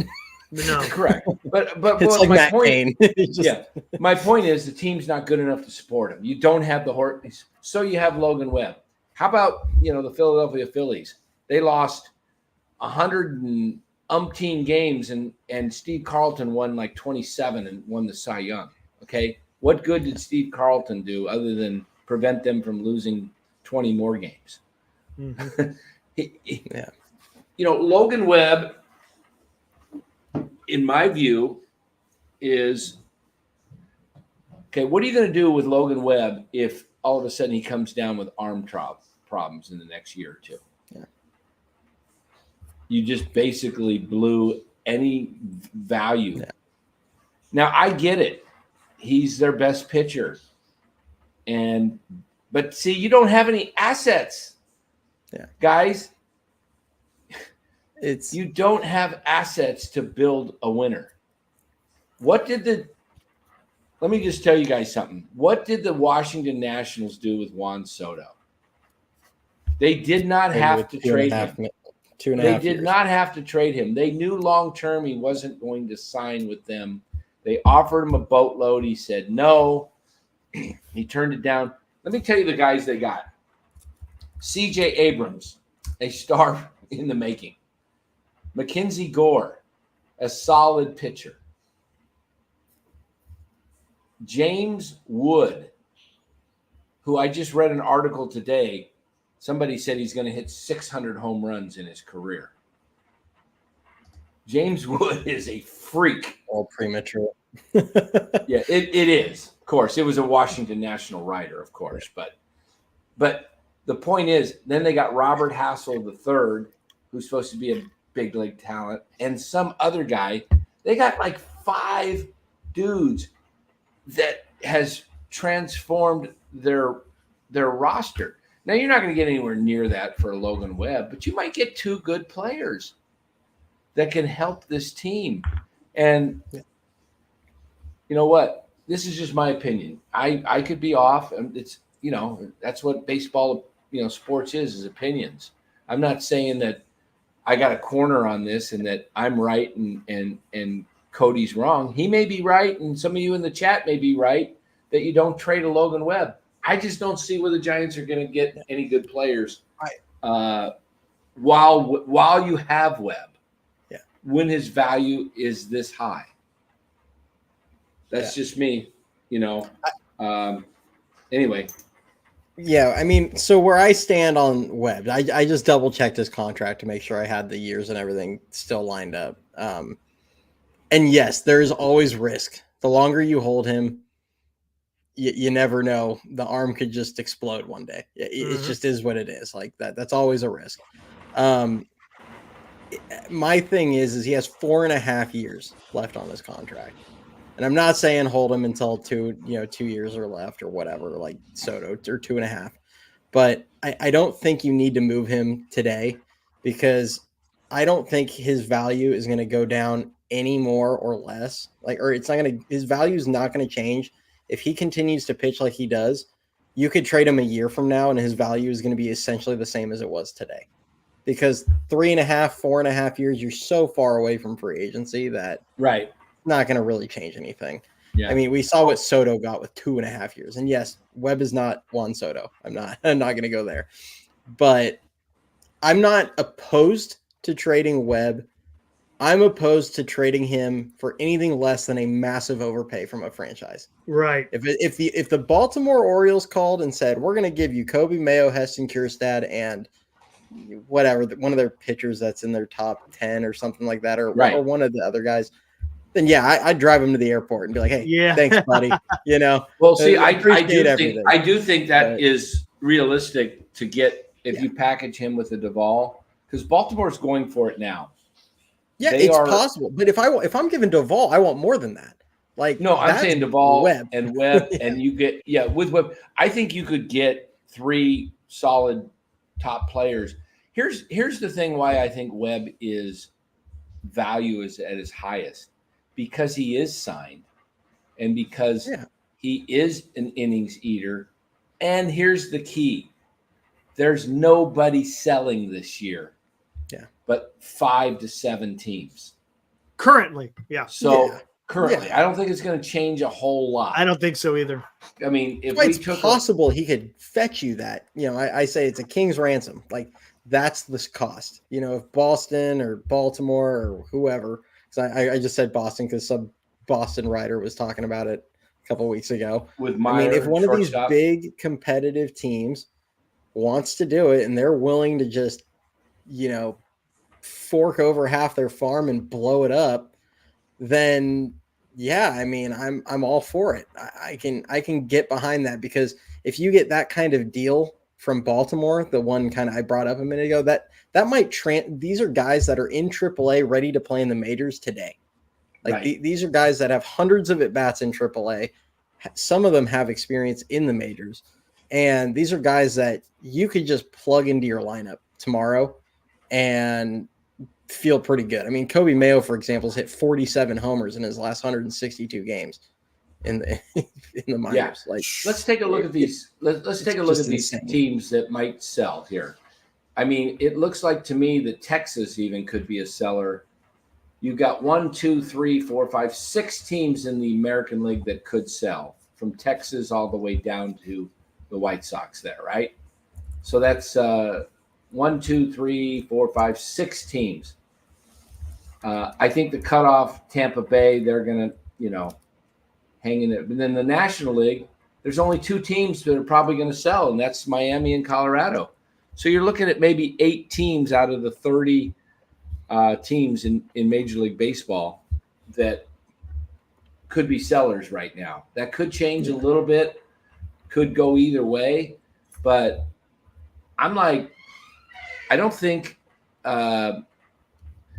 why do I say this? Because, hey, there's the cat. Bring the cat in. He doesn't have to leave. This is NorCal Sports Network. We don't mind animals. We love animals here at NorCal Sports Network. Yep. My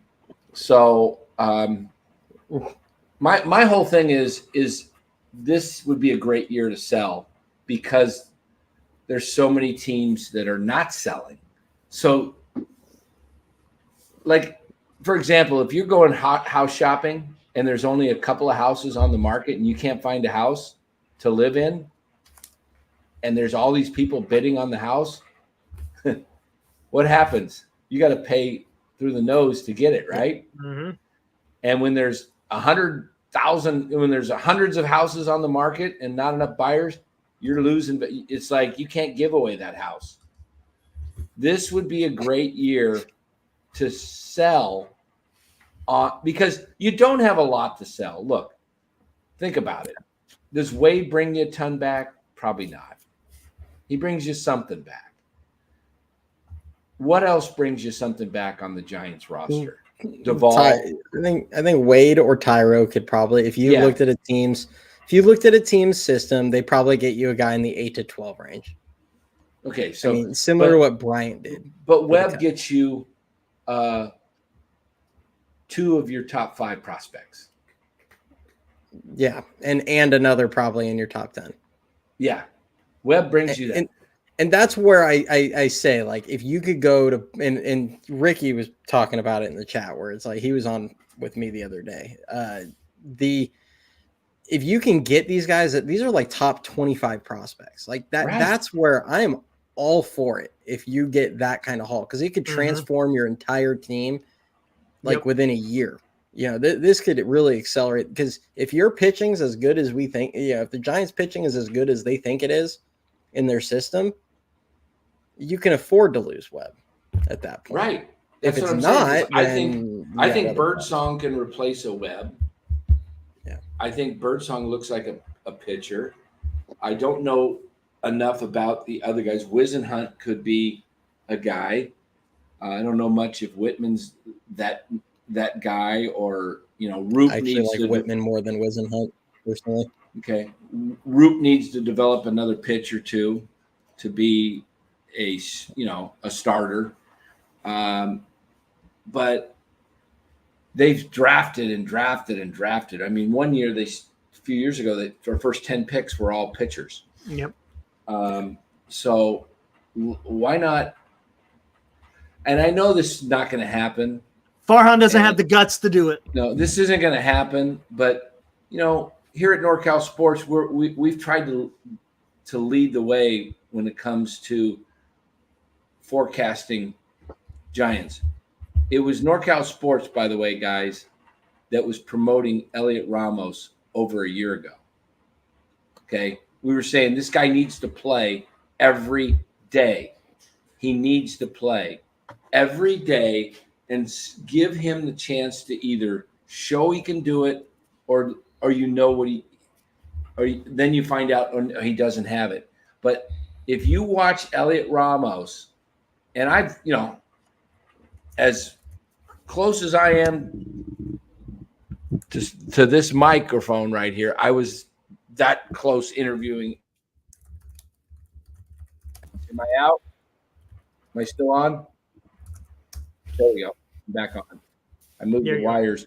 But I was, Elliot Ramos is, guys, when I compared him to Willie Mays, it wasn't Willie Mays' game. It was Willie Mays' body.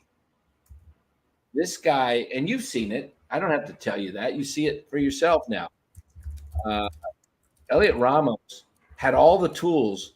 He just needed a chance. Did that mean he was going to take it and be successful? We had no idea. We had no idea. Yeah. But we were promoting he needed to play because you guys definitely had nothing else. Correct. You were playing Yaz and Slater over Elliot Ramos, which is just criminal. And say the same thing about Matos. Look what Matos did to his body. He transformed his body on the off season, and the guy is a player. He can hit the ball. I mean, his bat speed, him and Ramos. You guys, this reminds me of a little bit more of the Giants I grew up with when there was Gary Matthews and Bobby Bonds, Barry's daddy, and there was Gary Maddox and Chili Davis, and I mean the Giants were known for producing. I mean the Giants, it fit their name. They hit the ball like Giants. Giants used to produce some of the best offensive players in the entire sport. And what has become of this franchise? It hasn't done that for years. Now we got Ramos, and Ramos to me is a guy you can start, and Matos, you can start building around. And that's why I say, like what Cody's talking about with Webb, go get me a Kobe Mayo and a Heston Kjerstad or a Colton Cowser, or guys that can, bop the ball and hit. And because what's the one thing, Cody, you know this, what's the one thing the Giants aren't able to get? They can't attract hitters.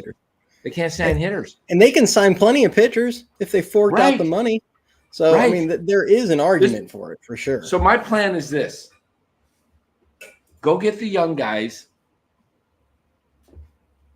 You're paying them minimum salaries, and go spend your money on free agent pitching and just build and trade for young controllable hitters. And now you have a team that can mash the ball, that's athletic, that can run, and you can develop your own pitching and add to the key. Look, with the right money, there's not a pitcher in baseball that wouldn't want to pitch at Oracle. Yeah. So that's what I'm trying to convey and convince, because I think if the Giants did that, I think from 26, 27 season on, they are a perennial contender for the next 7 to 10 years, kind of like what the Astros did, what Baltimore's doing, what Atlanta did. You want to be in that area. You don't want to be trying to turn your roster over every year, trying to, squeak into the stinking third thing. Yeah, squeaking into the third wild card. Guys, if that's what your definition of what you think is a successful franchise, having to go out year after year after year and try to put together a roster that can contend for a third wild card position, I'm sorry. The Giants should be competing year in and year out for division titles, period. Say it louder for the people in the back. Our standard. I said the minimum standard for the Giants should be 90 wins. You should build a team that you feel like. You should build a team that you feel like, oh, if we have a bad year, like look at what the Braves are doing right now. Acuna's hurt, half their pitching staff's hurt, and they're sitting there going, wow, about everything that could go wrong has, and we're still going to probably win 90 games. Exactly. I mean, and they're going to be cold. He's heating up now against the Giants, but he had. And they will trade. They will trade for an outfielder. You watch, and they will get a third. I mean, they got Lopez, they got Freed, and they got Sale. Watch them trade. They got Morton too that fills in there. Watch them get one more pitcher and an outfielder, and they will. Wouldn't shock me.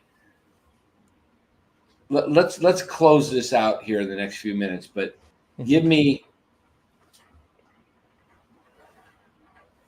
I think there's 5, maybe 7 if we look. I'm not even thinking, but there's no more than 7 teams I think that will win the World Series this year. Let me hear. I'll give you my. And I'm not looking at anything. I'm just doing off the top of the head. Here's the guys. Here's the teams I think that can win a World Series this year. Starting in the National League, we'll go Dodgers, Phillies, Braves. Dodgers, Phillies, Braves.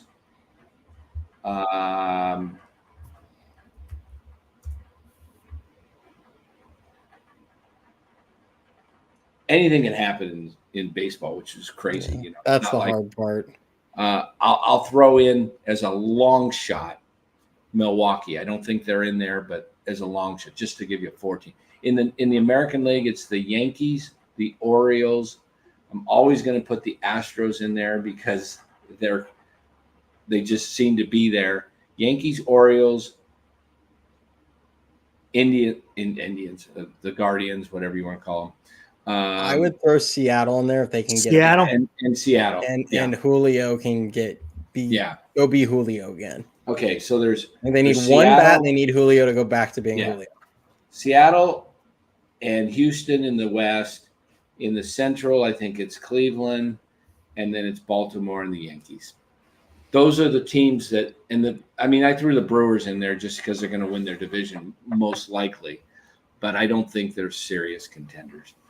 But could another team sneak in there and win it? Of course. But realistically, I wouldn't put too many teams in there.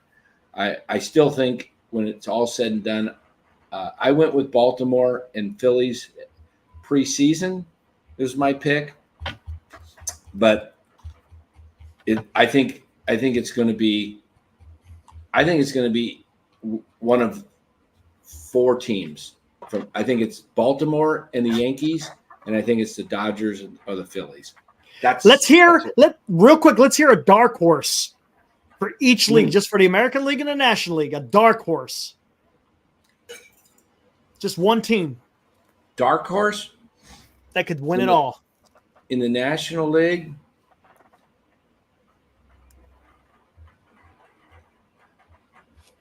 Wow, I mean, I'm hedging with St. Louis or Arizona, but just because it's still a long season and Arizona hasn't had their pitching, and I'm going to go with Arizona just because Arizona. What about American? They're pitching. American League, dark horse. How about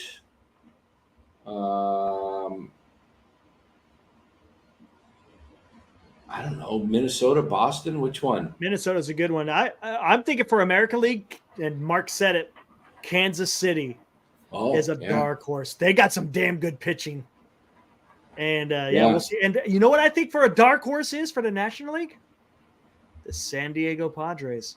Oh, good one. I forgot about them. I think they might make a run here. We'll see. Machado, is he 100% yet? I know he's playing. Is he 100%? Not sure. Not sure. What's your dark horse? Well, give me your World Series takes. Give me your takes in each league, Cody, and dark horses. Yeah, I mean, I'm just looking at the teams that I feel are best suited to go on a run. I mean, it's pretty much everyone that you listed. I mean, for a team that's leading the division, I think Seattle is almost my dark horse just because they're only 6 games over. They're not, they're not like well over 500. World burners right now, yeah. They might not even win their division at the end of the year, which actually might mean they might miss the playoffs given how the rest of the wild card is shaking out. Well, if that happens again, man, they yeah. I mean, it was pretty rough. I mean, yeah, the Royals are really solid. That'd probably be.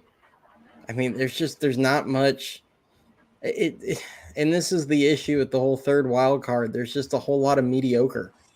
Yep. I mean, in both. I mean, the NL is worse than the AL, but in both leagues, like there's a lot of mediocre. You have. I don't think we're going to see another team unless it's like Arizona getting healthy and then squeaking in. Just because they are built as a team that could do damage, as we saw last season, with their ability to manufacture runs, with their ability to, beat you in multiple ways offensively while also playing really good defense. And then they have multiple front end of the rotation starters, that they're like a perfect team to just kind of just get there. And then they can be a really tough out. Yeah. Because they got guys coming back too. Yeah. Yeah, and in Seattle, they're Fossey. Seattle with their pitching, they could, if they can just figure out a way to score some runs, they could be a really, kind of like how the Giants were for years, where it was like nobody wanted to face them because they knew it was going to be, runs were going to be at a premium. And at least back then, the Giants did all the little things well. Where it was like, they moved runners over. They got manufactured runs. They figured out ways to scratch a couple runs across and then made it hold up all the time. And Seattle kind of reminds me of that style. But their offense right now is a bit in shambles, especially with Julio being.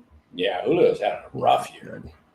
Yeah, but he's a second half guy, though, isn't he? Yeah, remember last season when he had 17 hits in 4 games?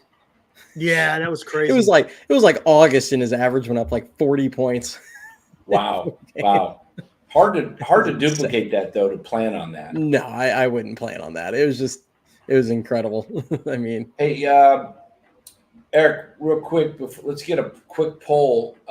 Guys, tomorrow night is 4th of July, fireworks. Some of you guys may be going to shows or doing your own thing. I don't know. Parts of California, I guess, allow that, but most don't, I think, right? We're contemplating our start time. So here's the poll. Should we start tomorrow night at our regular time, 8:30 p.m., or start earlier at 7 o'clock? I guess we could do. What time's it? Fireworks don't start till usually about 9, right? 9:30ish. All right.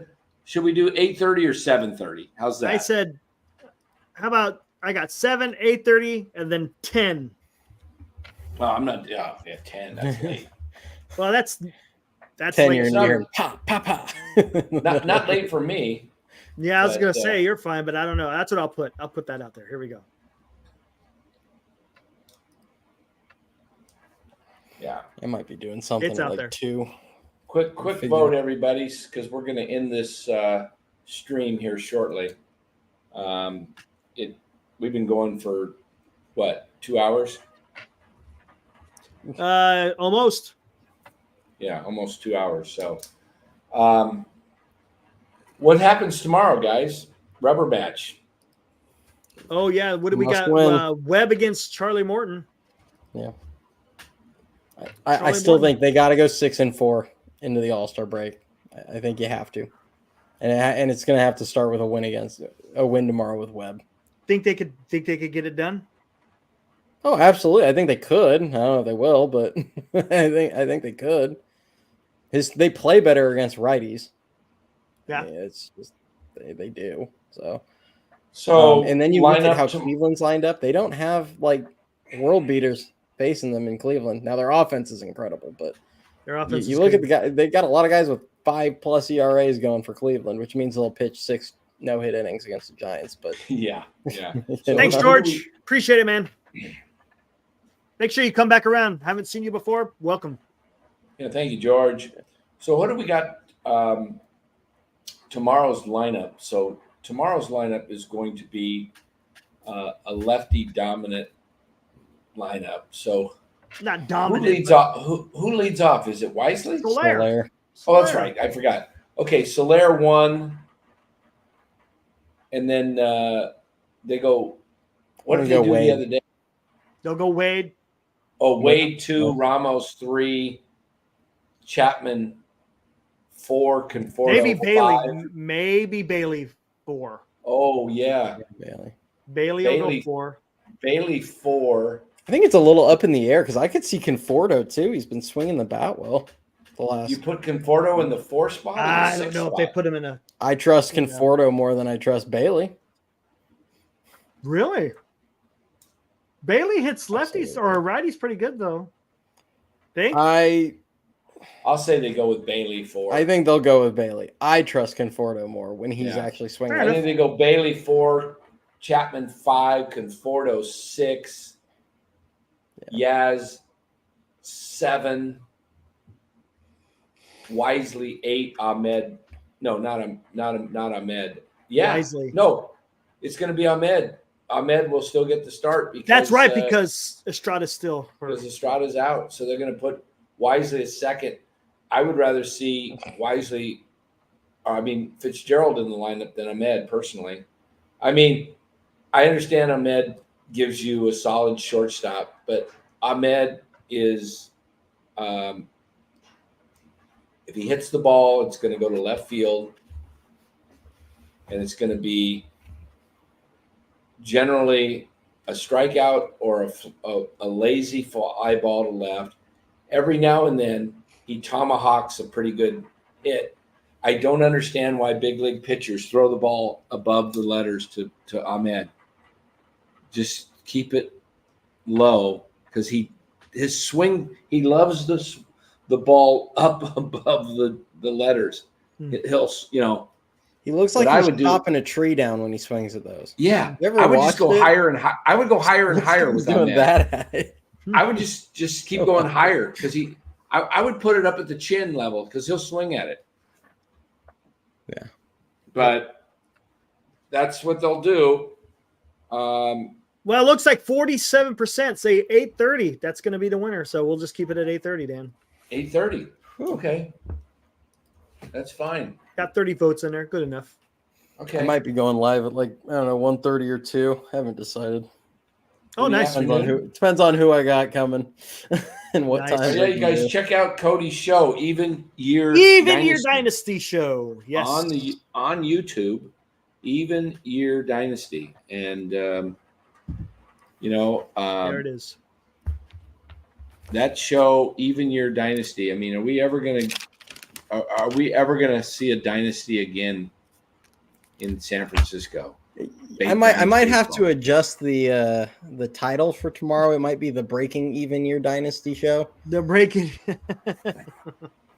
Oh man. Oh man, guys, for a lot of the youngsters, I know we had Ryan on here come in as a guest a couple times. Man, what a charmed life to grow up as a 10-year-old. I know, right? And then see 3 world championships. Man, spoiled.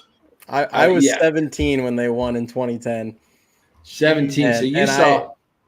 Yeah. Jeez. I openly admit I talked to my dad and I was like, yeah, I'm spoiled. I mean, I remember going to games when I was like little kid, and I remember just being like, after 02, being as a 9-year-old, I'm like devastated, right? And my dad's sitting there like, you don't know anything. Very true, man. That's funny.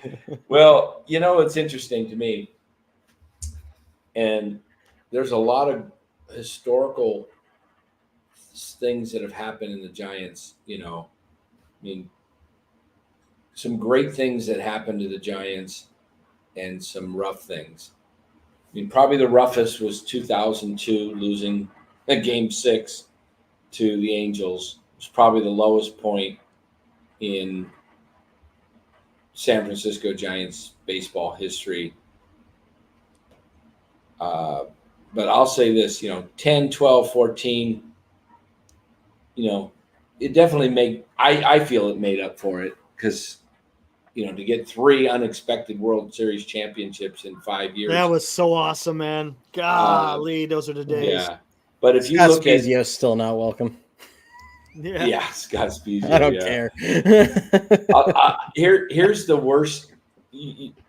Some of you guys will understand this, some of you won't. I think the worst thing that ever happened to the Giants was the 107 win season. Yeah. It set them back, because Farhan would have been gone after the 22 season, probably the 23 for sure. But I just don't see the Giants ever being a dominant team under Farhan on a consistent basis. You might get a year here or there, but I don't see it, because the style of play that they continually throw out there. I mean, what difference does it make at times when you see the way they play?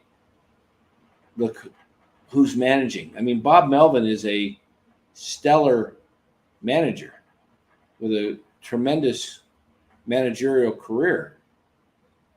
And, you look at the style of the way they play the game, it's boring baseball, guys. This is hard to watch. If it wasn't for Elliot, think about this. Would you even want to watch if Elliot Ramos was not playing? It'd be tough, man. That'd be really tough. I mean, if you didn't have Elliot Ramos. He's exciting, man. He's exciting to watch. Yeah, and Matos too. But let's say you don't have those guys, and believe me that you wouldn't have them if it weren't for the injuries. Let's just be honest. Right. Farhan did not value Elliot Ramos whatsoever. He was one of the first guys sent down in spring training. Never had a shot. Although Farhan said in the offseason one of his regrets in the 23 season was not giving Ramos more of a chance. and yet he I did it still again. hate that comment afterward. I know, Yeah. man. Dude traded for AJ Pollock I and know. called up Wade Meckler. Right. So, guys, Giants are not going to win with Farhan at the helm. Mark it down. Just mark it. Yeah, it's not going to happen. And that's why I say 21 was the worst thing that happened, even though it was super exciting of a season. Yeah. It set the Giants back several years. I think the Giants are at least 2 to 3, I'll say 3 years away. 24 season, 25, 26. I say 27 is the first season the Giants actually start to look like they're a team that might be putting something together. I know that's not easy to hear, but Necron, I always remember Hum Baby Baseball, Eric saying, "All we got is yeah." That's pretty much what we said on here too. Look at this. Yeah, I had a banner ready to go, man. Where the hell did I put? If they would just commit to playing some of these kids and supplementing them. Oh yeah, I remember that. Oh my god, man! How about that we song? We were so pissed off. Oh, that do something. Song. Yeah, got to do something. A little thing with the stick. Come on. I don't know if we'll have one of those shows this year or not. We already know what they're going to do. It's Cobb, Ray, and Snell. We should do a trade deadline show just for the hell of it, though, just so we can. Maybe we just will. So we can be pissed off. All right, man. Yeah. Well, hey, Cody, go ahead and just tell us again about your channel. Tell us what you're doing, and tell everybody where to find you and Twitter, everything else. Appreciate you having you on every week, man. Yeah, it's a lot of fun. I enjoy joining these fellas every Wednesday night. We do so it's Even Your Dynasty Show on YouTube. Subscribe to that if you don't already. Join. I do at least some live shows. I've been typically doing at least one during the week. May try and sneak a second in there. Kind of got to smooth the wife over on that one. I'm going to keep doing more of these for right now. Follow me on Twitter. It's at EYD Show right down there, somewhere right there. I'm looking into possibly adding something onto like Spotify or something like that, because I know a lot of people do enjoy just the audio when they're driving or whatever. If that happens, I'll let you guys know. That's something I'm digging into. But yeah, come check it out. I'm working out with some guys trying to get a live going tomorrow. It'll probably be before the game, if I had to guess. Nice. If anything, but and I did a live for the minor league video this week, changed the format up, had Ricky on my show. He knows a ton about minor league about the Giants system, knows probably more than I do when it comes to like under the radar kind of diamond in the rough guys. Nice. Yeah, he knows his stuff. So he joined me for the first time. He was actually in our comments here tonight. Awesome. He was in here? Yeah. What was his name? Yeah. Oh, he was RC Clark? Yeah. Or something like that? 415? Yeah. Mm-hmm. So he was on with me on a Monday. We're trying to figure out doing a live every week for the minor league one. I don't know if that will be the case, but yeah, he'll be joining more. Hey, RC, there he is. I said that. Didn't I say that on the show last week, guys? I think you did. Yeah. I think I said Webb and Duvall. And people said, no, I do think you could get Holiday. Yeah. I really do if you pushed it hard enough, because no, I thought you said just Webb. Well, didn't you just say Webb? No, I think I put the trade evaluator out there, and I don't think they would do it. I just don't. Maybe, but I don't think Baltimore is going to do it. They're, how our fan base too much pressure to give up on him. Yeah. They're gonna piss off the fan base in Baltimore. Yeah, and just both fan bases are going to be pissed off, I think. Yeah, I mean, exactly, and that's the thing. And I would be thrilled. I would be thrilled with that, man. I'd be like, yeah, what might do it? Would you do it this way? Would you rather have Webb and Duvall in a deal that brought you 3 guys back, or just one guy like Holiday? 3 guys. I'd want the 3. Me too. Yeah. And I'm going to be honest, because of how this team has not prioritized power in forever. Like it's clearly just so unimportant to them when you just look at how they've drafted, how they've targeted free agents, how they've all this stuff. Power is never premium, and I should rephrase that to premium power. Who the guys that don't have any issue in Oracle Park, and that's why a guy like Kobe Mayo I'm so high on that guy. Like that guy could show up and just mash in this park. It's not going to affect him. And if you can draft or get, they didn't draft him obviously, but if you could acquire that guy and he's ready to go, like right now, and you can just plug him in at 3rd or 1st or wherever you want to put him, because you still have Chapman right now, but like you plug him in at one of those spots and just let him rake. And then hopefully in a couple of years, Eldridge is up with him and you've got a righty lefty bombers in the middle of your order. Nice. So what is Cody Mayo's has he been called up yet? No. I would know because he is on my fantasy team. He's I in think Kierstad got a cup of coffee. I think of the two, I think he has not been called up. Well, what would a trade look like with that? If you had to do, let's see what his oh my goodness. Mm-hmm. Gunnar Henderson's a 198. Okay, Kobe Mayo, 47, traded to the Giants. And who else would we want in that deal? Kierstad, right? Kierstad? Yeah, Kierstad was the one that I was using as an example. I think he's actually in the majors now. Yeah, I think that so. deal, position player you know what? Is so insane. That deal is going to work, I think, guys. Let me just show you this right here. Okay. Let me pull this up. Present. Yeah, George Lisbel Diaz. That guy's got some pop down in San Jose, but quite a ways away. Look, you can actually get a 3rd prospect out of that deal. See that? What's like Norby at? Just out of curiosity. Let me go to Orioles. Norby? Connor Norby. Connor Norby. There, he could be added to the deal. 12. Now look at that. 92 to 88. Logan That'll Webb. work. That would work. I'd do that deal. There you go, guys. 3 guys, AAA or above. Like we're not banking on some guys down in single A. Right. I mean, this is a 22-year-old masher, 24-year-old with Connor Norby.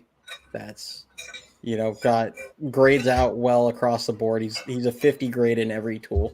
And then Kierstad, who I'd have to look. His age isn't on here right now, but I think what that does is it allows you to move off of guys like if you had gives you Mayo at first base for years, and then Giants had a problem like this at one point years ago.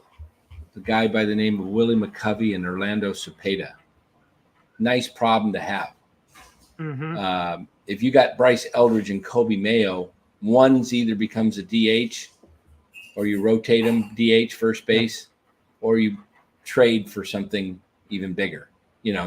That's how you build an organization, is you get too many good players that are playing the same position, and then you trade. That's what the Dodgers do. I mean, look what they did. They traded Kelbert Ruiz because they had Will Smith. Now they got Diego Cartaya and another catcher. They'll deal those guys because you do that. And this is the mistake that Farhan made with Joey Bart. He could have got a lot more for Joey Bart if he traded him 2 seasons earlier. Yep. But you wait till their value drops and then you run out of options. nobody's going to give you anything when they know you got to get rid of them. So, Kelbert Ruiz brought the Dodgers along with who was the pitcher in that deal? They gave up a guy. Wasn't that Scherzer and Trey Turner? Was it that deal? Yeah, it was Scherzer and Trey Turner, and they got Kelbert Ruiz and a pitcher. It was what's his name? This is a black pitcher. Oh my God! Yeah, I think it was his name now. Is it Gray? Josiah Gray. Gray. Josiah Gray. Yeah, Josiah Gray. Kelbert Ruiz. So Gerardo Carrillo and Donovan Casey. That was the other guy. So look what that does. That's the problem you want to have. The Giants don't have anything close to being stacked anywhere in the minors. This is why I think they're years away, is because their minor league system isn't, it's got a few players, as Cody has mentioned, but they're not knocking the door down of the major leagues, a lot of these guys. And you want to have those guys that are, blocked. They're in AAA and they're blocked. Yeah. I think, they're probably years away from being like a World Series contender. Correct.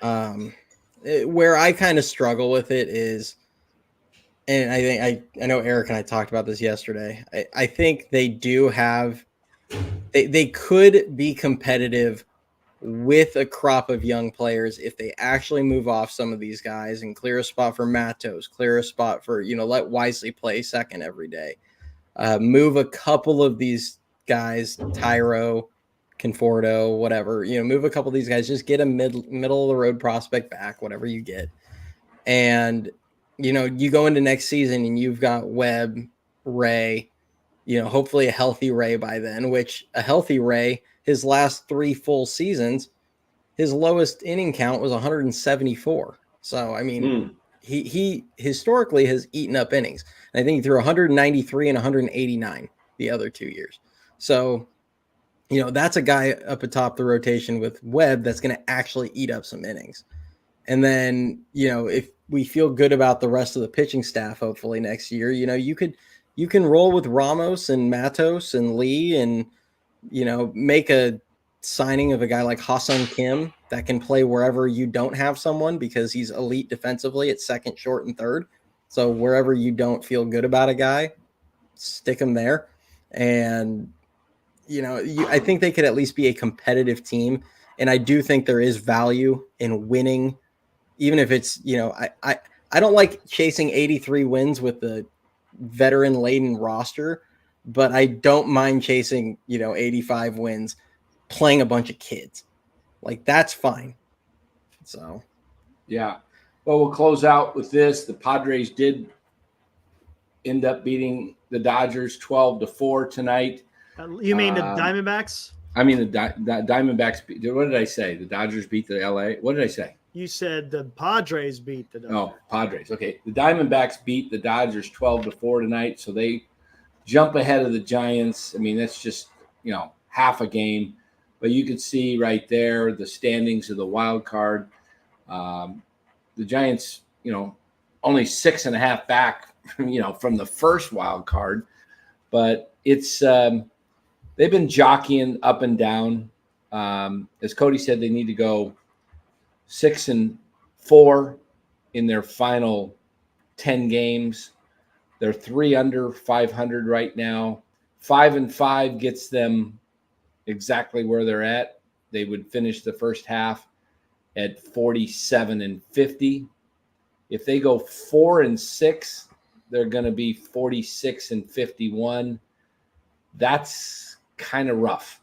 And 4-6 is, I don't know if they've defied the odds this past week. They've done better than I thought.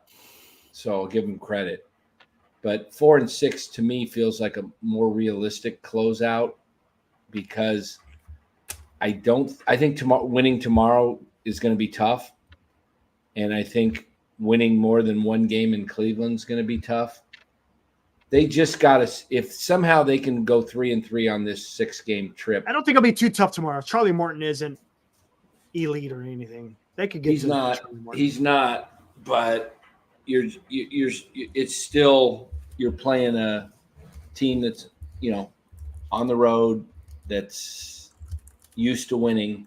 True. And it's I was listening to the Atlanta broadcast, and they said they're having some issues getting the key hits with runners in scoring position. They have not hit well in this series. So, they had a chance the last 2 games, and they really didn't capitalize. Today they had runners on second and third with no outs and didn't even get them in.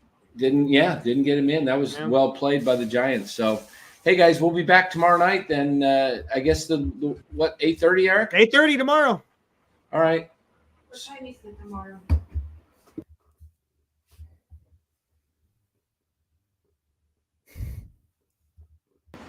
Oh, okay. Well, you guys come on. Maybe Cody can pinch hit for me. I've only got about a half hour tomorrow.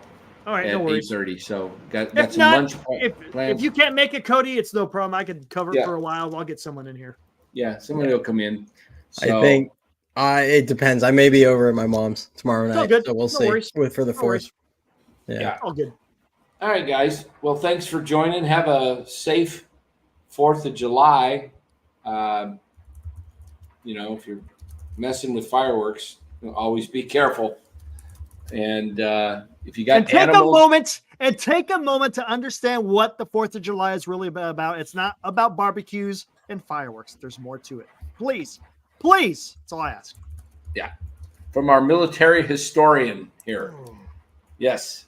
It's not just about military history, but it's about the history of our country. And if you've got animals that are scared of fireworks, obviously you know what to do. Take care of them. But so I'll be back briefly tomorrow. Eric will be here. Not sure which hat I will be wearing. We'll see. All right, guys. We'll see you tomorrow night, 8:30. Woo!